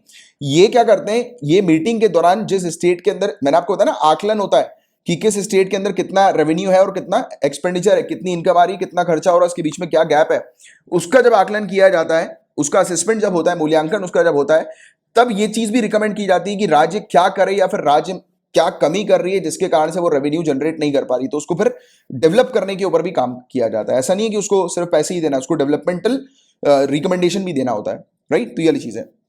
अब थोड़ी सी बात रेवेन्यू अकाउंट और कैपिटल अकाउंट की भी करते हैं। तो रेवेन्यू अकाउंट के अंदर वो रेवेन्यू रेसिट होती है, यानी कि जितने भी इनकम आ रही है, राइट, करंट रेसिट जो गवर्नमेंट की हम लोग को देखने को मिलती है, ये रेसिप्ट के अंदर टैक्स से होने वाली जो इनकम होती है, रेवेन्यू होती है, वो इंक्लूडेड होती है, और दूसरी सरकार की जो भी रेवेन्यूज होती है वो पूरी पूरी यहां पर आती है। तो रेवेन्यू अकाउंट के अंदर आसान भाषा में पैसा जो आ रहा है सरकार के पास। अब कैपिटल अकाउंट क्या होते हैं, ये ऐसे अकाउंट होते हैं जिसके अंदर कैपिटल रिसीट होती है और पेमेंट्स हम लोग को देखने को मिलते हैं। इसके अंदर एसेट्स होते हैं, साथ ही साथ लायबिलिटीज भी होती हैं सरकार की, राइट। और कैपिटल रिसीट के अंदर हम लोग को इवन लोन्स वगैरह भी या कैपिटल वगैरह भी देखने को मिलता है, जो कि गवर्नमेंट ऑफ इंडिया अलग अलग तरीके से जो है वो इसे रेज करती है, अपने कैपिटल को रेज करने के लिए। से होता है ना कि सरकार को इंफ्रास्ट्रक्चर में इन्वेस्ट करना है, यानी कि सरकार को क्या चाहिए, कैपिटल चाहिए, लमसम अमाउंट चाहिए, राइट, सरकार को। तो सरकार क्या करती है, बॉन्ड के थ्रू, लोन के थ्रू जो है वो अपने पास पैसा जमा कर लेती है। तो अब लोन आ गया सरकार के पास, तो सरकार की लायबिलिटी भी हुई ना। अब लोन आया है तो उस पर इंटरेस्ट तो चुकाना होगा, तो वो लायबिलिटी भी है। तो ये कैपिटल अकाउंट में ये सब चीजें रखी जाती है, एसेट रखा जाता है, राइट, लायबिलिटीज हम लोग को देखने को मिलती है वो रखी जाती है, राइट। तो ये सब चीजें होती हैं इसके अंदर। अब centre state financial relation, very very important topic polity के लिए, ये पेपर 2 पॉइंट ऑफ व्यू से बहुत इंपॉर्टेंट टॉपिक है। तो कॉन्स्टिट्यूशनल प्रोविजन हम लोग को सेंटर स्टेट फाइनेंशियल रिलेशन का क्या देखने को मिलता है, तो इंडियन कॉन्स्टिट्यूशन ने एलैबोरेट किए हैं प्रोविजन को, यानी कि प्रोविजन के बारे में प्रॉपर तरीके से बताया हुआ है कि टैक्सेस का डिस्ट्रीब्यूशन और नॉन टैक्स रेवेन्यू किस प्रकार से डिस्ट्रीब्यूट होगा, बोरो करने की, उधार लेने की पावर कैसी होगी, राइट। तो ये पूरी चीज, यानी कि ग्रांट इन एड जो है वो किस प्रकार से यूनियन गवर्नमेंट स्टेट गवर्नमेंट को प्रोवाइड कराएगी, तो ये पूरी चीज बकायदा लिखी हुई है, एलैबोरेट की हुई है हमारे इंडियन कॉन्स्टिट्यूशन में। कहां से कहां तक, आर्टिकल 268 से 293 तक पार्ट 12 में, जो कि इस प्रोविजन के साथ डील करता है financial relation between centre and states की, केंद्र और राज्यों के बीच में फाइनेंशियल रिलेशन कैसा होगा, इसके बारे में यहां पर मेंशन्ड है। टैक्सिंग की पावर की बात करें तो कॉन्स्टिट्यूशन ने डिवाइड की हुई है टैक्सिंग पावर केंद्र और राज्यों के बीच में किस प्रकार से डिवाइड की हुई है। तो पार्लियामेंट के पास हम लोग को एक्सक्लूसिव पावर देखने को मिलती है कि यूनियन लिस्ट के जितने भी सब्जेक्ट हैं उस पर टैक्सेस जो है वो लागू कर सकती है पार्लियामेंट, राइट, उस पर टैक्सेस लगा सकती है यूनियन लिस्ट के सब्जेक्ट पर। आपको पता होगा union list, state list, concurrent list हम लोग को देखने को मिलती है ना, 3 लिस्ट हम लोग को देखने को मिलती है। और स्टेट लेजिस्लेचर जो है, राज्य सरकारें जो है, और मतलब राज्य की जो संसद हम लोग को देखने को मिलती है, तो वो उसके पास पावर होती है कि वो टैक्सेस इंपोज कर सकती है, टैक्सेस लगा सकती है ऐसे सब्जेक्ट्स के ऊपर जो स्टेट लिस्ट के अंदर आते हैं, और दोनों ही टैक्सेस लगा सकते हैं ऐसे सब्जेक्ट्स के ऊपर जो कॉन्करेंट लिस्ट के अंदर आते हैं, राइट। सिंपल सी चीज हम लोग को देखने को मिलती है। और सिर्फ रेसिड्यूरी पावर जो होती है टैक्सेशन की, वो पार्लियामेंट के पास होती है। अब ये रेसिड्यूरी पावर क्या होती है कि union list, state list, concurrent list, इन तीनों में ही अगर कोई सब्जेक्ट ऐसा है, इन तीनों में ही नहीं है इस तीनों के बाहर कोई सब्जेक्ट होता है तो वो रेसिड्यूरी पावर हम लोग को देखने को मिलती है, और जो जिसकी पावर, जिस पर टैक्स लगाने की पावर सिर्फ और सिर्फ केंद्र के पास है, पार्लियामेंट के पास है। ठीक है। टैक्स रेवेन्यू का किस प्रकार से डिस्ट्रीब्यूशन होता है, यानी कि पैसा आया सरकार के पास कैसे डिस्ट्रीब्यूट होता है, तो जो भी ड्यूटीज वगैरह जो होती हैं, जो यूनियन लगाती है, मतलब कि जो भी टैक्स वगैरह जो होती है, आसान भाषा में जो यूनियन लगाती है, बट जो स्टेट कलेक्ट करती है, जिसके बारे में आर्टिकल 268 में लिखा हुआ है, इसमें क्या क्या होता है, तो यूनियन लगा रही है टैक्स, स्टेट जो है वो यूनियन के बिहाफ में कलेक्ट कर रही है, तो इसमें स्टैम्प ड्यूटीज होती है, राइट, बिल ऑफ एक्सचेंज की, चेक्स की, और भी काफी सारी चीजें इसके अंदर आ जाती हैं। टैक्स जो कि कलेक्ट किया जाता है यूनियन के द्वारा बट लगाया जाता है स्टेट के द्वारा, राइट, तो वो आर्टिकल 269 में मेंशन हम लोग को देखने को मिलता है। इसके अंदर ऐसे टैक्सेस होते हैं जो सेल और परचेज ऑफ गुड्स के होते हैं, सामान के मतलब खरीदारी और बिक्री के हम लोग को देखने को मिलते हैं न्यूज़पेपर को छोड़कर, और इंटर स्टेट ट्रेड या कॉमर्स हम लोग को देखने को मिलता है, या टैक्सेस हम लोग को गुड्स के कंसाइनमेंट पर देखने को मिलते हैं। जब भी इंटर स्टेट ट्रेड होता है या कॉमर्स होता है, यानी कि दो स्टेट के बीच में आपस में जो ट्रेड हो रहा है, तो उस पर भी क्या होता है कि टैक्सेस जो है वो कलेक्ट किए जाते हैं केंद्र सरकार के द्वारा, बट वो टैक्सेस लगाए जाते हैं स्टेट के द्वारा, यानी कि वो टैक्सेस का रेवेन्यू जो है वो स्टेट को जाता है। तो ये वाली चीज यहां पर बताई जा रही है। लगाना और कलेक्शन करना गुड्स और सर्विसेज टैक्स का, जीएसटी का, जीएसटी को लगाया और उसको कलेक्ट किया। इंटर स्टेट ट्रेड या कॉमर्स जब भी होता है, राइट, तो इसके बारे में आर्टिकल 269A के अंदर लिखा हुआ है कि गुड्स एंड सर्विसेज टैक्स जो होते हैं, राइट, जो इंटर स्टेट ट्रेड और कॉमर्स के हम लोग को देखने को मिलते हैं, यानी कि आपस में दो स्टेट के बीच में जो है वो सामान जो है वो एक्सचेंज हो रहा है, यानी कि ट्रेड हो रहा है सामान का, राइट, यानी कि खरीदारी बिक्री हम लोग को देखने को मिल रही है, तो इस पर जो जीएसटी लगता है वो लगाया जाता है केंद्र के द्वारा और कलेक्ट भी करती है केंद्र। तो ये वाला पॉइंट आपको ध्यान में रखना है। बट ये टैक्स जो होता है वो सेंटर और स्टेट के बीच में डिवाइड होता है कुछ इस प्रकार से, जो कि पार्लियामेंट बताती है, राइट, जीएसटी काउंसिल के रिकमेंडेशन पर। देखो, टैक्स दो स्टेट के बीच में अगर गुड्स और सर्विसेज का ट्रेड हो रहा है तो वो टैक्स उस पर कितना होगा ये बताएगी पार्लियामेंट, टैक्स कलेक्ट भी करती है पार्लियामेंट, बट टैक्स डिस्ट्रीब्यूट कैसे होंगे स्टेट के बीच में, तो जीएसटी काउंसिल के रिकमेंडेशन के आधार पर पार्लियामेंट बताती है कि किस तरीके से जो है वो डिस्ट्रीब्यूट होंगे, मतलब किस स्टेट को कितना शेयर मिलेगा, राइट। तो ये वाली चीज हम लोग को इस प्रकार की देखने को मिलती है। और टैक्स जो लागू किए जाते हैं और कलेक्ट किए जाते हैं यूनियन के द्वारा, बट डिस्ट्रीब्यूट होते हैं यूनियन और स्टेट के बीच में, इसके अंदर लिखे आर्टिकल 270 में इसके बारे में मेंशन है कि किसने टैक्स लगाया और कलेक्ट किया, यूनियन ने, केंद्र सरकार ने, बट यूनियन और स्टेट्स के बीच में टैक्स डिस्ट्रीब्यूट हो गया है, राइट, यानी कि दोनों के पास जो है वो टैक्स गया है। तो ये वाली जो कैटेगरी है इसमें सभी टैक्स आते हैं, सभी ड्यूटीज वगैरह आती हैं जो यूनियन लिस्ट के अंदर होती है, सिर्फ कुछ को छोड़कर, जो कि ड्यूटीज और टैक्सेस जिसके बारे में आर्टिकल 268, 269 और 269A के अंदर मेंशन है, उनको छोड़कर जो भी सरचार्ज वगैरह हम लोग को टैक्सेस के ऊपर देखने को मिलते हैं और ड्यूटीज वगैरह हम लोग को देखने को मिलती है, टैक्सेस और ड्यूटीज पर सरचार्ज, जिसके बारे में 271 में लिखा हुआ है, राइट। तो ये पूरा का पूरा पैसा जो होता है, इससे कलेक्ट हुआ पैसा पूरा का पूरा केंद्र के हाथ में आता है, वो डिस्ट्रीब्यूट नहीं होता, डिवाइड नहीं होता यूनियन और स्टेट्स के बीच में। कोई भी सेस जो कि स्पेसिफिक पर्पस के लिए यूज में लाया होता है, तो वो भी जो है वो डिस्ट्रीब्यूट नहीं होता, क्योंकि वो स्पेसिफिक पर्पस के लिए होता है। क्यों यूज में होगा? क्योंकि सेस किसके ऊपर लगाया, जैसे आपने सुना होगा एजुकेशन सेस, एग्रीकल्चर सेस, सुना है ना, तो उसमें जो पैसा जो कलेक्ट होता है वो सिर्फ उस स्पेसिफिक एक्टिविटी के लिए लगाया जाता है, इसलिए वो बंटता नहीं आपस में स्टेट और सेंटर के बीच में। ग्रांट एंड एड क्या होता है? तो देखो, टैक्सेस की शेयरिंग के अलावा सेंटर और स्टेट के बीच में हमें देखने को मिलता है कि ये शेयर होते हैं, ग्रांट एंड एड। तो कॉन्स्टिट्यूशन में बकायदा ग्रांट इन एड के बारे में मेंशन है कि यूनियन गवर्नमेंट जो है वो स्टेट गवर्नमेंट को जो है वो फाइनेंशियल असिस्टेंस ऑफर करती है, राइट, सेंट्रल रिसोर्सेज से, यानी कि केंद्र के पास जो पैसा है, राइट, तो उससे वो जो संसाधन है केंद्र के पास, उससे जो है वो करती है, शेयर करती है, राइट, मतलब स्टेट्स को ग्रांट एंड एड के तौर पर फाइनेंशियल असिस्टेंस ऑफर करती है।